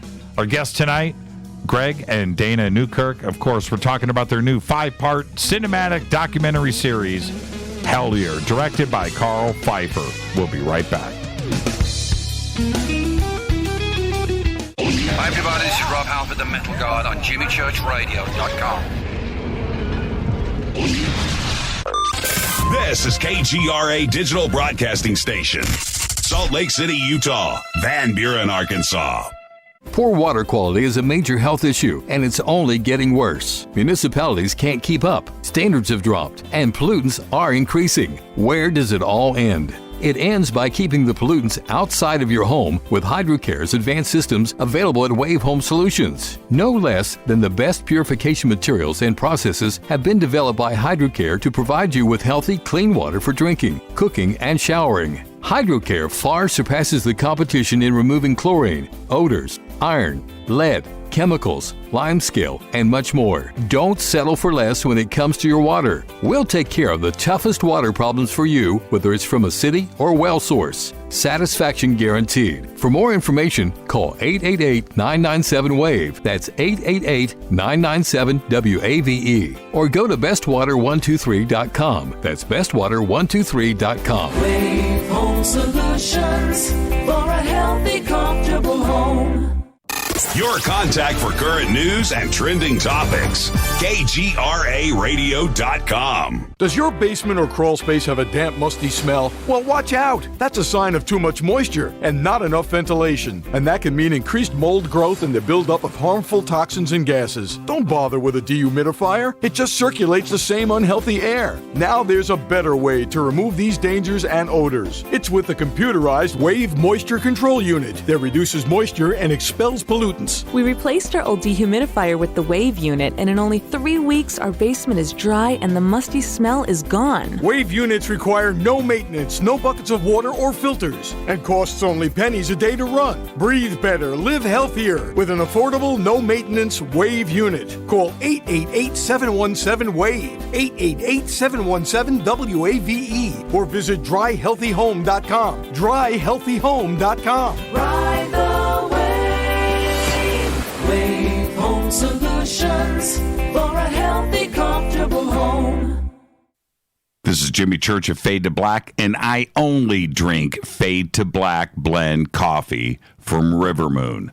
Just click on the River Moon coffee banner at jimmychurchradio.com. Promo code F2B Blend. So are you tired of being tired? Well, then it's time to get the tea. Hey, it's Lisa here to tell you about this all-natural, all-organic tea I've been drinking that has had great results for over 20 years. It's called Life Change Tea, and it's specially formulated to help detoxify and cleanse your kidneys, liver, colon, and blood all at once. The colon is one of the most ignored organs in the human body. The faster that waste is eliminated from the body, the less time that waste sits in our intestines, spreading toxins to our bloodstream. This tea helps cleanse chemicals caused by outside intruders from our entire digestive system. And get this, weight loss can be a side effect. And with continued use of the tea, you can experience clearer, healthier, younger looking skin, increased energy, and a happier outlook on life. So if you're tired of being tired, get the Life Change Tea at getthetea.com. That's getthetea.com. And like me, you'll be glad you did. Did you know that when you're on the road with limited data or Wi-Fi available, you can still listen to every minute of Fade to Black by just calling 605-562-4482. No smartphone, app, or internet needed. It saves your data plan and no extra cost if you have unlimited minutes.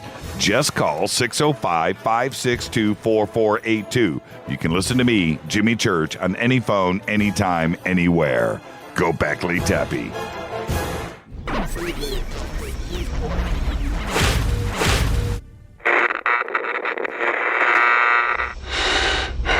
You want to know a secret? I love ponies. I really love ponies. I'm serious. I couldn't stay sane without ponies to brush. Why Fade to Black? Because you never got that pony, damn it. This is Fade to Black with Jimmy Church on the Game Changer Radio Network and KGRA, the Global Radio Alliance.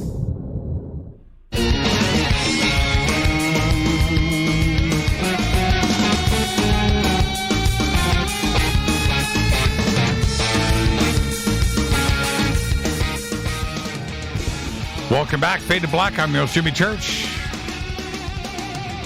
That's right. You need to check out Hellier. That's all I've got to say. I was told, and the email, the comments, the tweets about that this was out, that I needed to go check it out, and the excitement around it has been pretty cool. How has the reception been to Hellier so far? It's been great. It's fantastic. I think anyone who watches it will know that it's not made for your typical paranormal television viewer. There's some concepts in it that are a little bit different. There are things that, they're not new by any means. I mean, people like, Jacques Vallée and John Keel, people that we really respect and have read a lot. There are a lot of those types of concepts. And it's been really awesome to see who it resonates with and what type of person it resonates with. It's, there's always going to be this isn't a spoiler so much, but there's always going to be a group of people who won't be happy until we come out of a cave triumphantly dragging a dead goblin with automatic weapons slung over our shoulders. But that does not exactly happen. There is a crescendo, but it's not your typical paranormal media.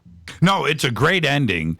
Okay, let's do a little teaser here for everybody, in that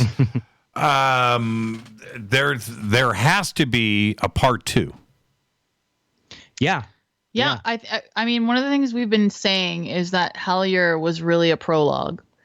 It was the beginning, and we have to continue along the investigation. One of the things that became clear to us, because when we set out to shoot Hellier, we didn't know what it was going to be. It originally was going to be a documentary, like an hour-and-a-half documentary. And when we realized how big and expansive this case was, what people have to keep in mind is they're seeing things as they unfold. So we show a lot in Hellier that you don't normally see in a lot of this media. We show the actual investigation, right, the highs and the lows and the dead ends.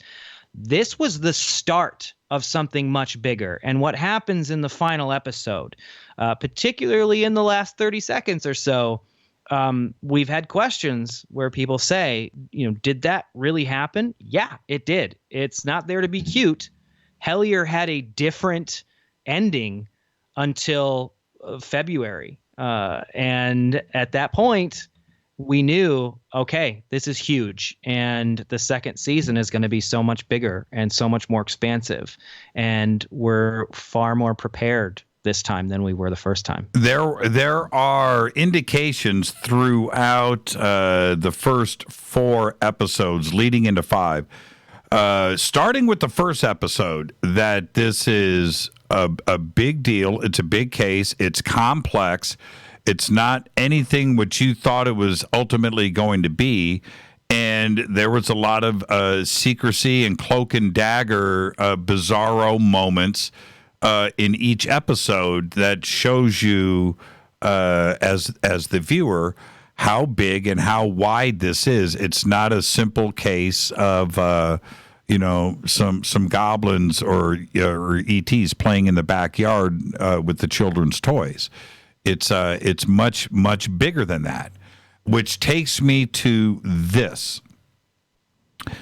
There is a moment of clarity that you guys go through while sitting around and talking. And who had the ISP idea first? Was it you, Greg, or was it? No, it was Rashad. It was Rashad, right? The cameraman. You don't see much of him, but he really is kind of the unsung hero of Hellier, because he's the guy who was holding the camera the entire time, and that's all he did. And he's looking at the email. I'm going to let you tell the story, but he's speaking to you, and that's what it was, right? You're sitting down. He's speaking to you. And he's looking at whose email is he looking at? So he's looking at the email from David Christie, and we're sitting around again. It was another one of those moments where there's a dead end, and then there's a dangling carrot, and we follow the carrot, and then there's a dead end, and this keeps happening. It's a continuous thing. Something's pushing us or directing us somewhere.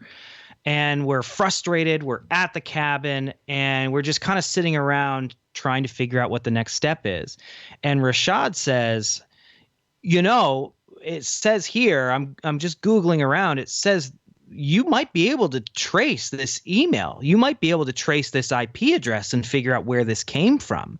And so there was this mad dash where everybody, all the cameras turned on, and we sat down and we started to trace these emails. Now, why didn't you do this before?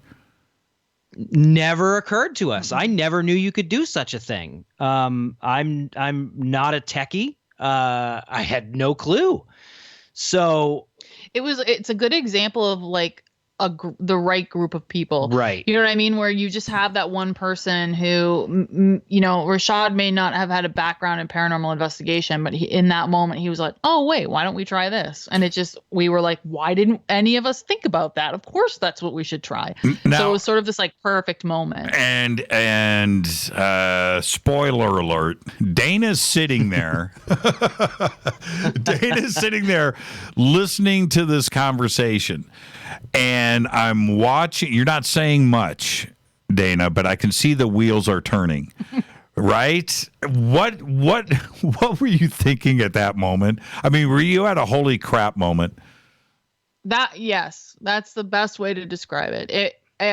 I think you're actually watching me process the realization. I'm processing everything. And it's like, I don't think I was aware of even being on camera. I don't think that I think I was like literally in that holy crap moment where I was just like, what is happening right now? Mm-hmm. And just experiencing it. You can see it on my face. I thought you were about to tip over the coffee table. That's where I thought it was going. So, and I'm sure that is right where you were. Okay, so now you get your IT guy on the phone who happens to pick up at 2 o'clock in the morning. What was his name? That was Steve. Steve was one of Carl and Connor's friends who worked on their series of Spirits of the Stanleys, one of their investigator friends who happens to be an IT professional. And, he's a ghost hunter. And plus, it's 3 hours previous where we are. So he answers the phone and we start running things by him. We're forwarding emails to him. He's doing his magic. And without spoiling too much, the location of the emails was not anywhere we anticipated them to be. And it was an immense bomb. It was like a bomb had gone off. Yeah, it was like a bomb had gone off. Now, I'm not going to give away, because it's such a special moment. Everybody's just got to go and watch. It's like 10 minutes long, 15 minutes long. It's pretty intense. But there was one instance that we can talk about, and that is the first ISP location was near you guys up in Canada. It was about 2 hours north of where we were living at the time. In Toronto. And it was in Toronto, right on the outskirts of Toronto. And we kind of had a meltdown. Yeah, because it was kind of. You should have. and this is what now I put myself immediately in your shoes at that moment because it gets so twisted. And suddenly the email address didn't necessarily come from where you thought, but the opposite. It came out of your own backyard. Now the conspiracy trippy thoughts start popping into your heads. It had to go that way for you. Dana, is that where you went? Yeah, I mean, that is the moment where I'm in full paranoia mode. I'm just like trying to think of who it could be. I'm trying to think of why it would be. And it's funny too, because I think the other thing that popped into my head at that moment was the same feeling that I felt years before when we received an email telling us where we had been. It was like it was too close to home. It felt invasive. I felt really like threatened. And again, that kind of that sinister vibe just sort of crept over me in that moment where I felt like everything that was happening was like way too close to home, and I felt like I was being played with. And in that moment, that was a really horrible feeling because a violation. It felt like a violation. Exactly. If Greg could have had WTF tattooed on his forehead, that was the moment. Well, I mean, I think even in the series, you hear me say a few words I can't say on the radio. Right. I say, but I scream them really. And this was one of those moments, and so we'll save it. And what happens next? Everybody can go and watch it. But there's as you guys are pulling this apart, you guys go back and look at dates and locations, and you know that you guys were actually in Canada, where this email may or may not have originated from a small town just north of Toronto when you guys were in Canada. And Dana says it right. Paranoia, suspicions. Oh, did you guys hear that? Was that you? Yeah. Yeah. No. Wow. Are you serious? That was really loud, dude, too. Yeah. What was that? I don't know. I'm underground. I thought it came from you guys. No. Okay. I was. Get out of here. All right. Okay. See, now I'm losing my mind again. Because again, right? The stuff that happens in the last episode. People are looking at me on the camera. They know I'm just sitting here, and that sounded like a growl. That was trippy in stereo too, as well. That was okay. Anyway, I've got to go back and listen to that. Look, everybody in Twitter, what the hell was that? Weird sound. What? Okay, yeah, that was bizarro. Okay. In that, this is coming from a small town, and you guys are doing the old triangulation of time and events. And when it hits that close to home, Greg, for you, the male side, were you thinking pragmatically here? Were you thinking black and white, or were you like, holy crap? Okay, this is like getting sinister. Where was your mind at that moment? Well, the first thing I did was I started racking my brain to everyone that we knew in Canada, all the researchers we'd had run-ins with Canada, anybody. It's not a huge secret to say that I have a good rogues gallery of enemies. Right. I used to run a website called Who Forwarded, and I pretty much made it my goal to frustrate and irritate as many people in the paranormal community as possible. And the first thing I did was I started to rack my brain and think of who is messing with me. Who did I make upset? Who's doing this? And I couldn't narrow it down to anybody. And I was lost. I mean, at that point, I was absolutely lost because I had no idea what to make of it. There were just too many things that didn't add up. And I frankly kind of wanted to cry or scream, one of the two. Right. That was an eye-opening moment, and a special moment, too. Which, again, opens up all of this into a wider situation, certainly how things end up resolving, and then, obviously, there has to be season 2 because all of this is tied together. I did want to ask you this. While you guys were in the cabin, anything strange happen? I'm trying to think of anything overtly weird, not necessarily in the cabin itself. It was pretty much outside. I mean, there was stuff that knew what we were doing and knew we were there and felt very elemental, I think is the best way to put it. So there was definitely stuff going on outside the cabin, whether it had anything to do with the cabin or the fact that we were there and we specifically put our intentions out into this land to say, okay, we're here. We want answers. What's going on? That I don't know. Now, you guys spent 7 days in town?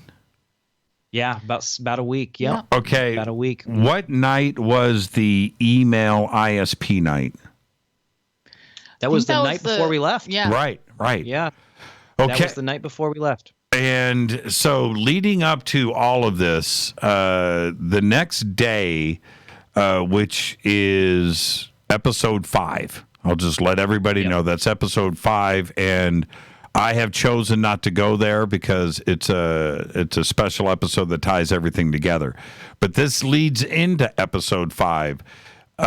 Did you guys know what you were going to do in the morning? I don't think we did. We had ideas. Yeah, I think that we knew what we wanted to be doing, but we weren't sure whether or not we were actually going to be doing it. The thing about Hellier is we thought we were going to be doing one thing when we ended up there. We thought, I think even Connor sums this up perfectly. We thought we were going to be hanging out in some guy's backyard waiting for goblins to come out of a mine shaft. That's what we thought we were going to be doing. We were utterly unprepared for what we really ended up doing, and unprepared for the revelations that came from what we were going to be doing. We thought it was going to be pretty cut and dry. And it was anything but. Everything that happens in the 5th episode, everything that unravels, and specifically the way that the first season ends, we were unprepared for. Mm-hmm. We had no concept of what was coming. Okay, I do want to discuss one thing that happens in episode 5 for me that's not part of episode 5 directly, but it is your ping pong balls.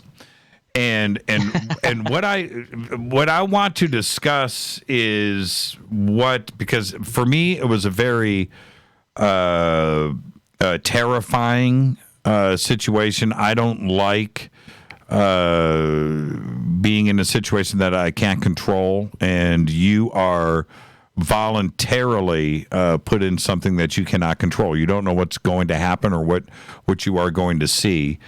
And so for everybody, tell them exactly how this is prepared, because I want everybody to visually understand what you're going through, how the balls are placed, the lights, and so forth. So one of the things that we did, because of the way that we were researching this phenomena, and because it felt like one of these things where, psychic phenomena was obviously coming into play. There were a lot of different things that we wanted to explore every avenue. So one of the things that we did is we did an old parapsychological experiment called the Gansfeld experiment. And the way that you perform this is you take 2 ping pong balls and you use medical tape to seal up the edges, and you put it around your eyes. So the only thing your eyes can see is kind of this milky opaqueness.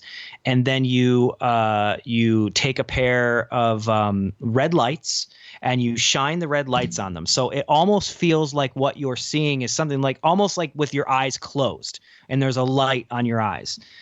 It's just to make sure that you can't see anything.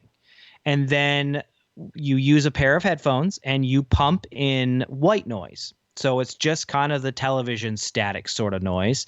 And you relax yourself as much as possible. And then you just sort of zone out.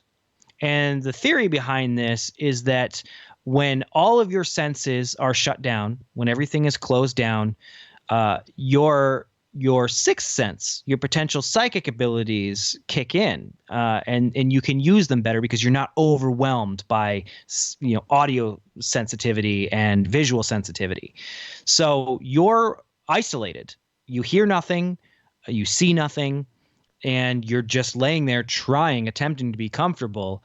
And it doesn't take very long before you do this when the visions begin. Do you know how terrifying that is to watch? It's absolutely terrifying. And so you are telling me, Dana, next question is to you. You are telling me that your eyes are open looking at this opaque red milkiness, listening to white noise, right? How stupid is that? Right? It sounds crazy, and it's funny because when you're doing it, it feels terrifying because you don't know what you're going to see and you don't know what you're going to experience. That's it. And so for you, Dana, looking at your better half, going through that, it's got to be pretty unsettling for you, pretty intense. Yeah, I mean, on top of that, we were in a location that wasn't necessarily safe. It was summer, so there's spiders and potentially poisonous snakes everywhere. So like, goblins. I'm literally at like an 11 on the stress meter at this point in time, because I'm trying to keep my eyes on everything. Because again, like Greg is completely isolated. He's cut off from the world at this point in time. So we have to be his eyes and his ears, because he's going to be experiencing things, and he's not going to be able to know, if a board is about to crash down on him, or if something is going to come out of the space around us. So we were all really, really stressed out, but I was definitely pushing, at 11 or 12. Yeah. As a viewer, I was pushing 11 or 12. And then everybody can go and watch it. The session ends, but Greg, you are visually disturbed. What was going through? You took many, many minutes to orient yourself, and you went through something very terrifying. You can go and watch and see. But I want to know what was going on in your mind at that moment.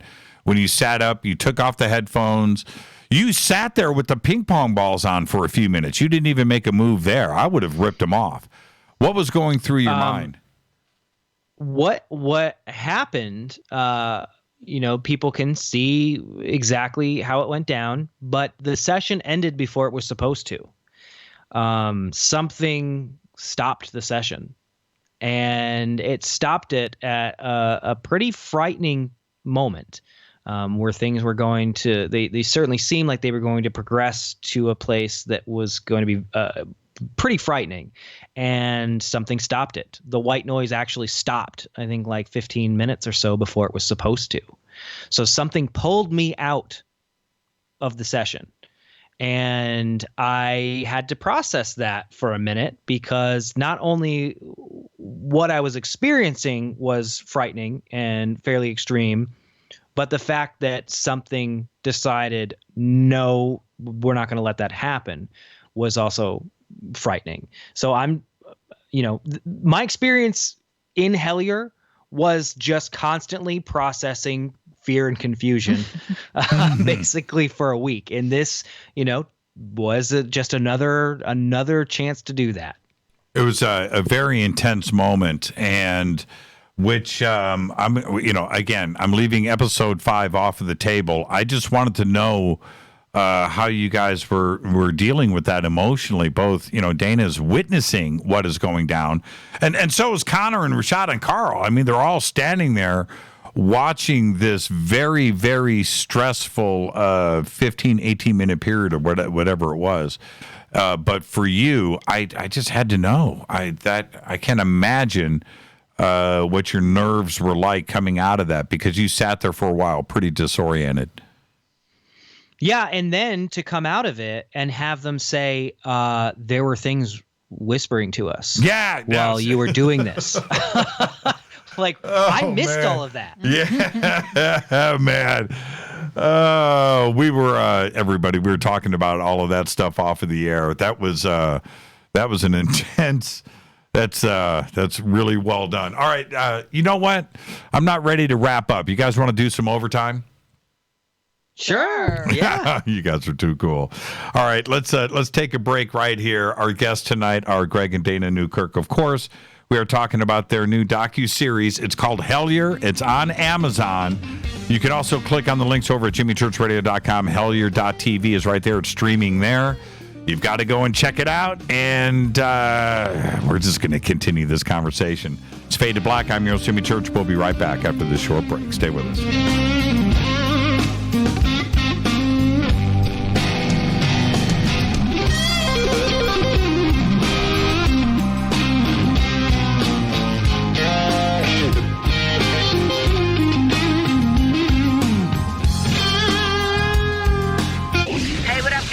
Vivica Fox here, and you are listening to my boy, Jimmy Church, on jimmychurchradio.com.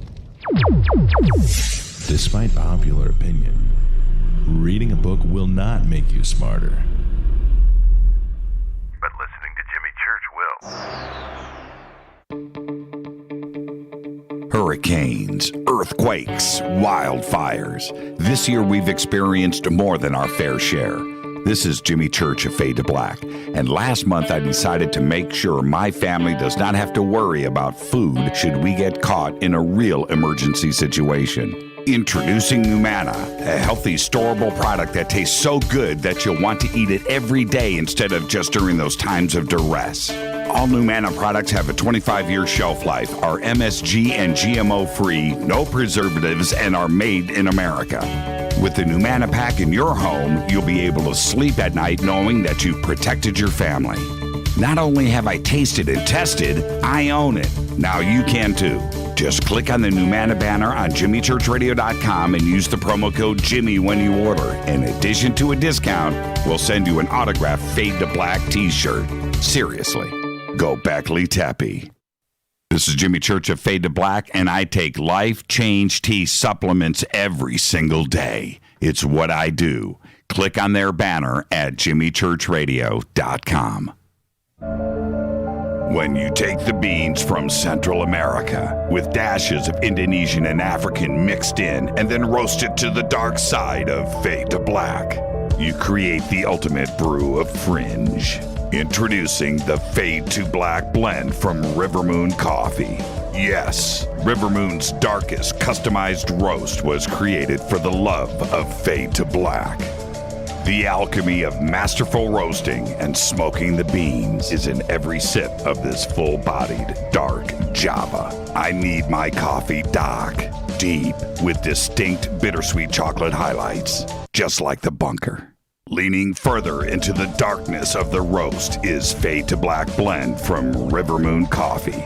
Just click on the banner at JimmyChurchRadio.com and use the promo code F2BBLEND for 15% off of your order today. Go Beckley Teppy. Hi folks, CBD is the home run hitter for health right now. Why, you ask? Because of what it does for the body. Unfortunately, I can't tell you all about the benefit. You know, there's reasons. Do your due diligence and log on to AncientLifeOil.com. That's AncientLifeOil.com. Ancient Life Oil uses organic ingredients and is blended in coconut oil for some of the best benefits. Legal in 50 states and non-psychoactive. Log on to AncientLifeOil.com. That's AncientLifeOil.com. This is Jimmy Church of Fade to Black, and my family is safe because of Numana Emergency Food Storage. Just go to the Numana banner at JimmyChurchRadio.com. Promo code Jimmy10. Are you intrigued by Paranormal Talk Radio? You'll love the new Paranormal Radio app from TalkStream Live.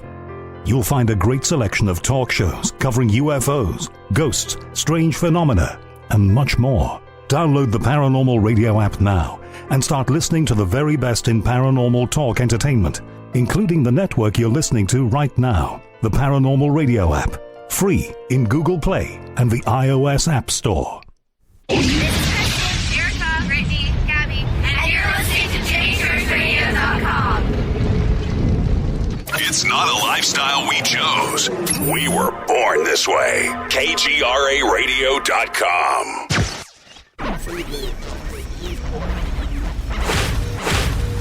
This is KJCR at JimmyChurchRadio.com.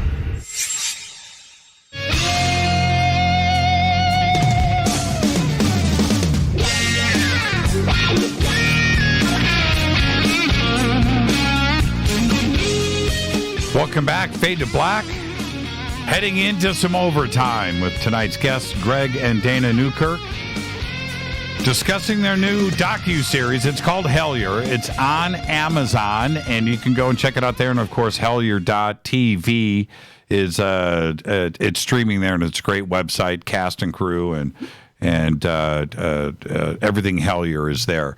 Okay, let's do a little after-show stuff.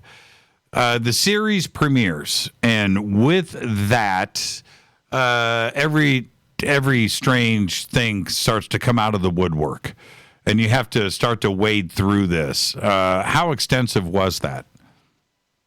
Oh, I mean, we haven't even scratched the surface now. Mhm. It's been unbelievable. My inbox every day is just constantly getting, personal stories from Eastern Kentucky.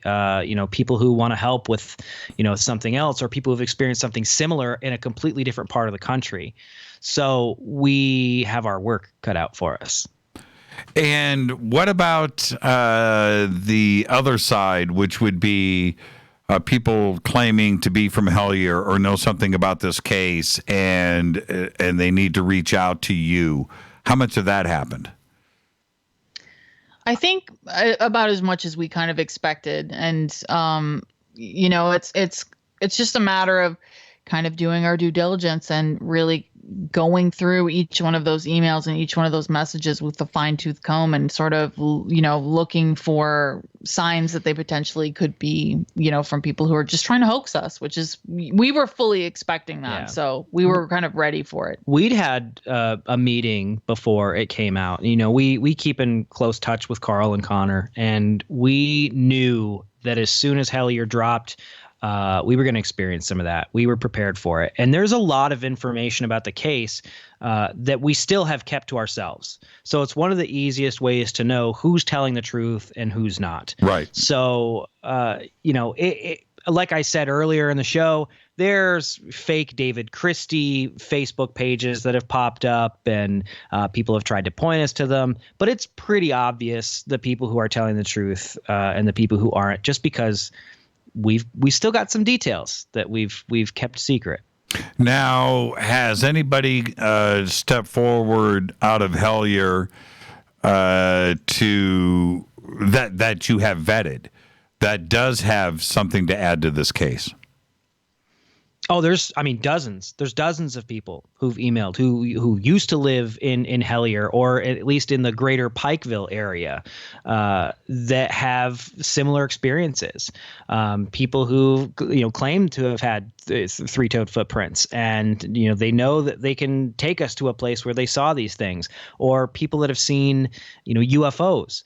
One of the really interesting things we started to notice towards the end of our time in Hellier, and I think this is barely touched on in the series, is there was this strange phenomena that we started to experience where we'd ask them, hey, have you ever seen anything strange out here? And they'd be like, well, what are you talking about? And we'd be like, well, UFOs or strange creatures or anything like that. And they'd go, no, never. I lived here all my life and I've never seen anything like that. And then we're just, shooting the crap with them. 15 minutes later, they go, well, there was that one time that gigantic UFO hovered over the football field back in the 70s, and everybody kind of stared at it and didn't know what to do. That type of thing happened so much. It started to become obvious to us that something was going on with people's memories. There's even a moment in the series concerning David's house, or the house we at least thought was David's, where we even noticed that something was wrong. We couldn't remember things. That has only continued to get worse the more we've dug into this case. And it almost feels like there's some sort of an external force erasing things. And what do you do with that? You both can answer this, in that you go into this feeling one way, a couple of years before, and the emails and the evidence that came in. And as things started to unfold, you had elements of every single segment of the paranormal and supernatural and science are all like coming together, and these dots are starting to get connected. How did you start to process that? Because it led you in so many different directions, but yet it was all related. It was oddly comforting to me, mostly just because at that point in time, for Greg and I, we had kind of dipped our toes in a lot of different avenues of the paranormal. We had investigated Bigfoot. We had, gone out with ufologists. And so at that point in time, it was really kind of comforting for me to be coming to this realization that it is all connected, and that it is all the same thing. And that, all of these different experiences that we were having, they were all were having them for a reason. It was the phenomena trying to get us to acknowledge it. And for me, it was very comforting. I don't know. Greg might have a different answer. I mean, it's overwhelming for me. I mean, it might be comforting to Dana, but it's a bit overwhelming to me because, we'd slowly gotten to the point where we realized that it certainly seems like most paranormal phenomena is connected in some way, whether that's a mental way, whether that's a spiritual way. I don't really know. That we're still trying to figure that out for ourselves. But when you get to that point where you're like, oh, okay, so this is connected to this and this is connected to this, and something that feels greater than us is pushing us in a direction, it's a bit overwhelming because, my intelligent half goes, should we be doing this? Should we be paying attention to this? Should we be following this? Because you don't know what's on the other end.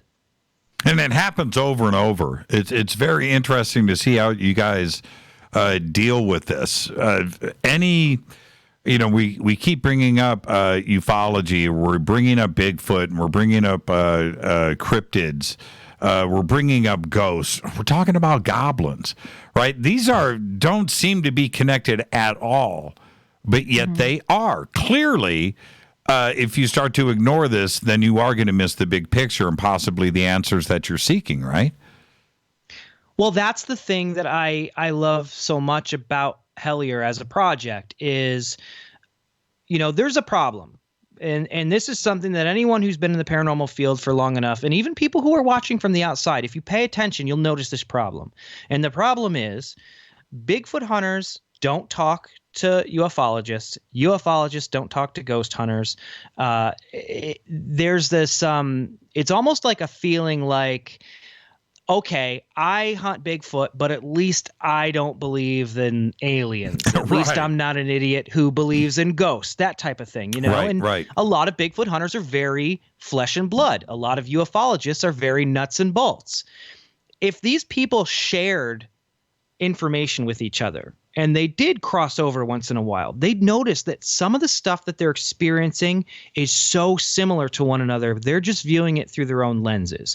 And so I think that's one of the coolest things about Hellier is it shows that there is crossover. And it's woken a lot of people up to that idea. People were confused. They're like, why are they using, parapsychology equipment to talk to goblins? I don't understand. But as they watch, they start to realize, oh, they're doing that because there's really not a big difference between this stuff. And so it's different than what people would expect, especially people who are fans of paranormal television. When they're very used to very cut and dry 3-act structure, there's a goblin, there's a town, we're going to interview people, we're going to do an investigation, we're going to find a goblin. It doesn't work like that because that's really not how paranormal investigation works. It is a series of twists and turns and dead ends and carrots. And sometimes the answers that you get aren't convenient for your own worldview. And I think showing that is really important. There was something else that kept coming up throughout this series, and I want your reaction to this. I heard over and over and over again 3 years ago. Right? 3 years ago this happened. But 3 years ago. 3 years ago, and I was sitting there going, well, that's kind of about the time the first email came in. And that's kind of about the time here. And this, so what did you pick up on that? Oh, yeah. I think the question that we left Hellier with is this cyclical? Is this something, is the phenomena cyclical? And it seems to appear to us that it is. And, one of the things that Carl in particular has done, and you see glimpses of this in the series, is he has a map. And he's been pinpointing things with dates and areas and locations and lots of red yarn. And it's getting to the point where I think the big question now is if it is cyclical and we can pinpoint these things and where these things are happening and we can figure out a pattern, can we get to the point where we can predict the next flap area, where we can predict where this thing is going to emerge next? And I think that's a big part of what we're on to now. Dana, I want to hear your answer to that. This whole 3 years ago comment, which seemed to repeat itself.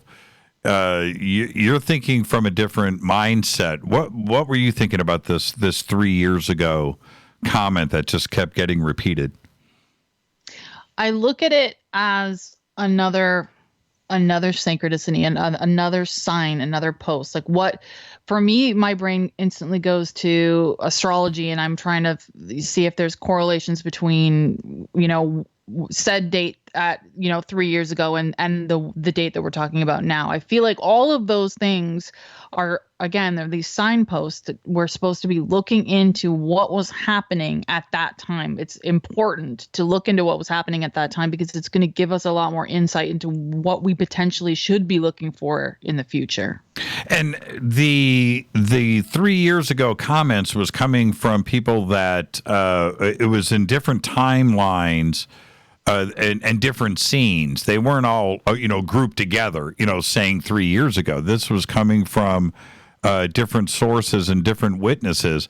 But clearly something went down 3 years ago in Hellier that was pretty significant. And it tied in, to the UFO that was over the town all day long. Certainly with David Christie's email coming into you. It was a pretty significant moment for the town of Hellier, wasn't it? Well, there's another aspect to this too, where it almost seems like certain actions trigger a certain response, and whatever happened then, something triggered something, and something triggered all of this phenomena, this high strangeness that was happening in Hellier. One of the things that I can say about where the case is now is it seems very obvious to us now that us going to Hellier triggered something else to happen. And that has been consistent.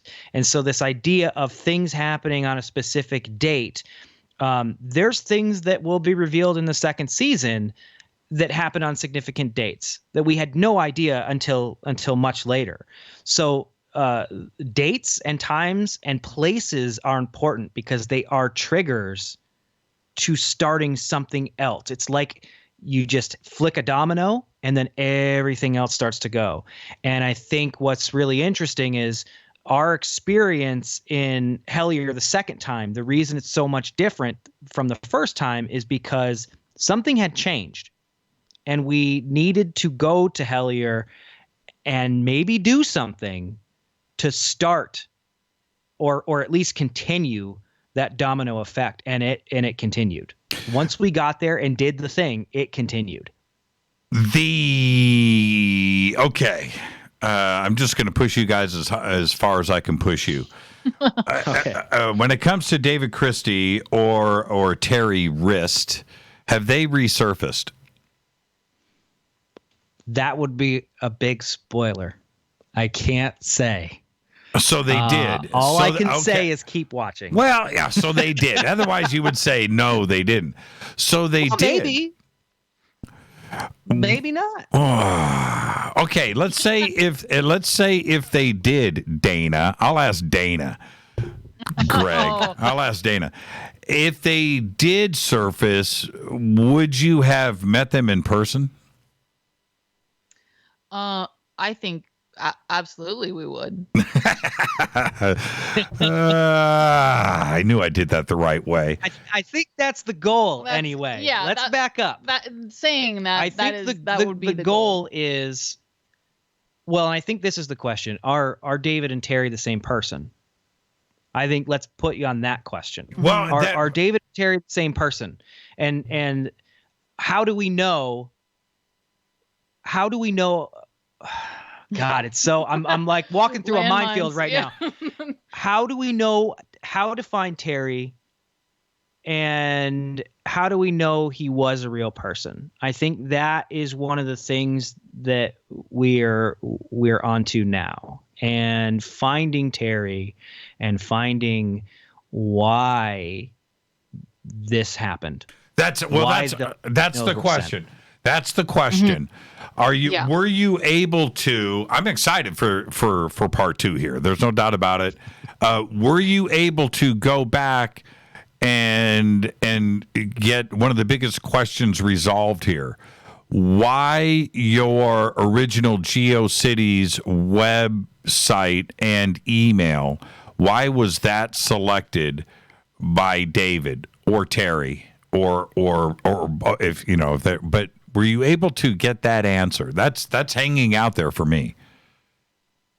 I will answer your question this way. I can't give you a certain answer to this. All I can tell you is what I think now, and I think what a lot of us in this case have come to think is time is not linear.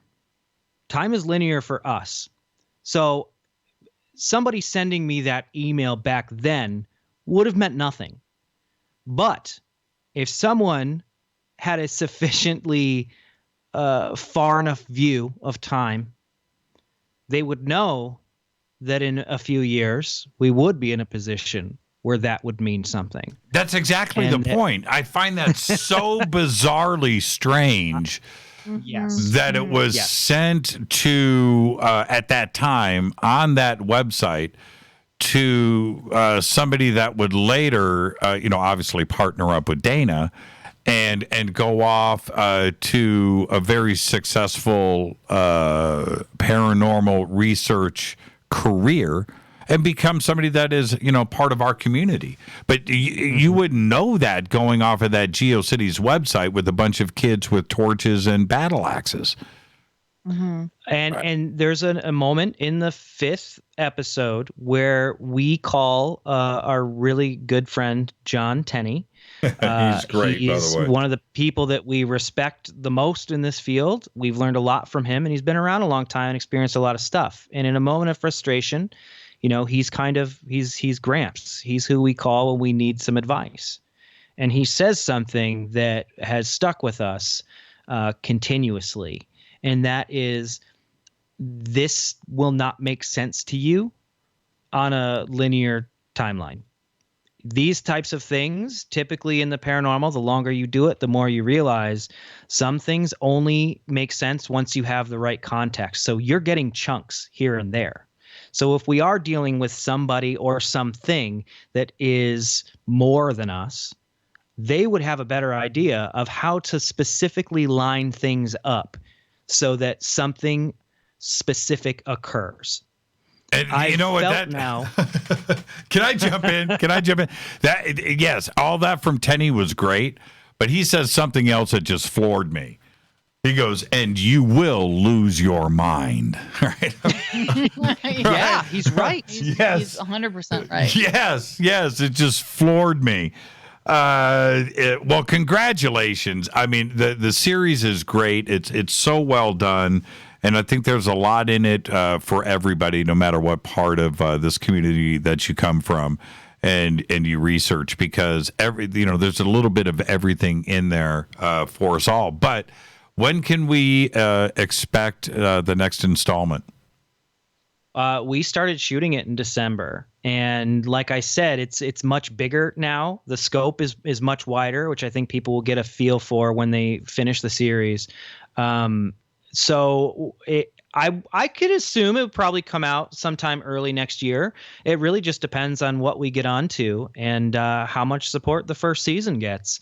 So we're hard at work. We're hard at work. Carl is already editing things. He's sending us he's the worst because he waits until there's nothing going on, and then he'll just go, "Good morning," and he'll send us a clip that will blow our minds and just make us excited for it to be finished. So yeah, we're hard at work. He's such an interesting guy, and he's also in Loveland, and our conference is in Loveland over the July 4th weekend, our Soul Tech conference. Wow. And I would love for him to come up and hang out. That'd be really cool. Loveland is about the size of my hand.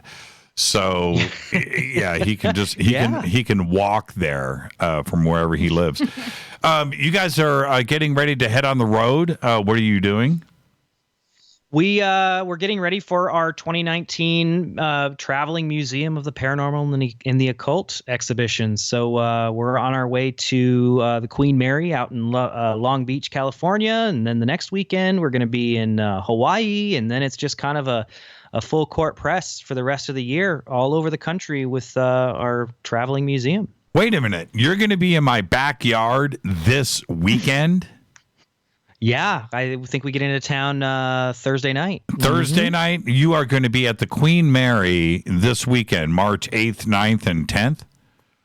You got it. Yeah, with Strange Escapes. Okay, Rita, we're going to have dinner in Long Beach with Dana and Greg. Let's do it. I guess we're heading south. Let's get that set up. I want to check it out. You said you were heading west. You didn't say that you were heading into my neighborhood. There's a difference. Well, it all blends together, the from spring until fall, we live on the road basically. So sometimes I forget. It's a good thing I have Dana to keep my head wrapped around straight. Yeah, I speak the same language there. But the dates for the traveling museum are at Weird HQ. They're actually, if you go to paramuseum.com, you can find all the dates for the rest of the year, and we're adding dates constantly. So if you don't see your town on there, just keep checking. And if you want us somewhere, just let somebody know. We're always down to travel. Absolutely amazing conversation tonight, and the series is great. Congratulations on that. You guys deserve it. That is what I got out of it was that you guys just documented the events in a chronological order and laid it out there so everybody could see this thing unfold from start to finish. And you couldn't do that in a 90-minute documentary. It had to be done this way. And congratulations on that. A labor of love. Absolutely. I really appreciate it. Mm-hmm. And it really meant a lot that you had us on to talk about it. I really appreciate that. All right. And I guess we'll see you guys. Today's Monday. Safe travels. And we'll see you this weekend down in Long Beach. Thank you so much. Thanks, man. Thank you. Thank you, Dana and Greg Newkirk. Thank you guys so much. Be safe. Safe travels. Amazing conversation tonight. Now, go over to, it's very simple. Go over to jimmychurchradio.com and you can see Greg and Dana's section on the homepage right there. And Weird HQ and Hellier.tv are at the bottom. And you can also, so you can click on both of those, but you can go straight to Amazon and just look up Hellier and it'll pop up right there. It's pretty amazing. And I was at the point when I was binging it where I was just stopped in my tracks, and I knew at that point that we had to get them on the show. It's first off, for me, it's too important of a docu series. But the other part is when I do this show night after night, or year after year, and I'm talking about all of these subjects, and I see it play out in this series like I did. Bringing them on to give you the background of this of everything, so you can go back and watch it, knowing the information that you got from Greg and Dana tonight will make it all that more special. So go and check it out, Hellier on Amazon. And with that, I want to let everybody know what's going on for the rest of the week here. Tomorrow night, Mitch Horowitz is here. And it's going to be a great conversation. And not only are we going to discuss Mitch's 2 books and what he's working on now, but he's also one of our featured speakers for our Soul Tech conference coming up over the July 4th weekend. So we're going to get a sneak preview on what he is going to be presenting at Soul Tech. Wednesday night is our Soul Tech special event, which is also premiering our new documentary. It is called Boarding Benevolence. That was shot up at Soul Tech 2018 at ESETI Ranch, and I'm very proud of the documentary, and we will have a few very cool special guests on Wednesday night. Thursday night, of course, is another Fader night with open lines all night long. I am your host, Jimmy Church. Fade to Black's executive producer is Rita Camarion. Show is produced by Hilton J. Palm, Renee, Dennis, and Bob. Announcers are Steve Harder, Gene Vitoa, Mark D. Kovar. Webmaster is Drew the Geek. Music, Doug Aldrich. Intro, Spaceboy, spaceboymusic.com. Fade to Black is produced by KJCR for the Game Changer Network, and syndication is KGRA, The Planet. This broadcast is owned and copyrighted 2019 by Fade to Black and the Game Changer Network. It cannot be rebroadcast, downloaded, copied, or used anywhere in the known universe without written permission from Fade to Black of the Game Changer Network. I'm your host, Jimmy Church. I'll see everybody here tomorrow night. Follow me on Twitter at JChurchRadio. Until then, everybody be safe. Go back, Lee Tappy.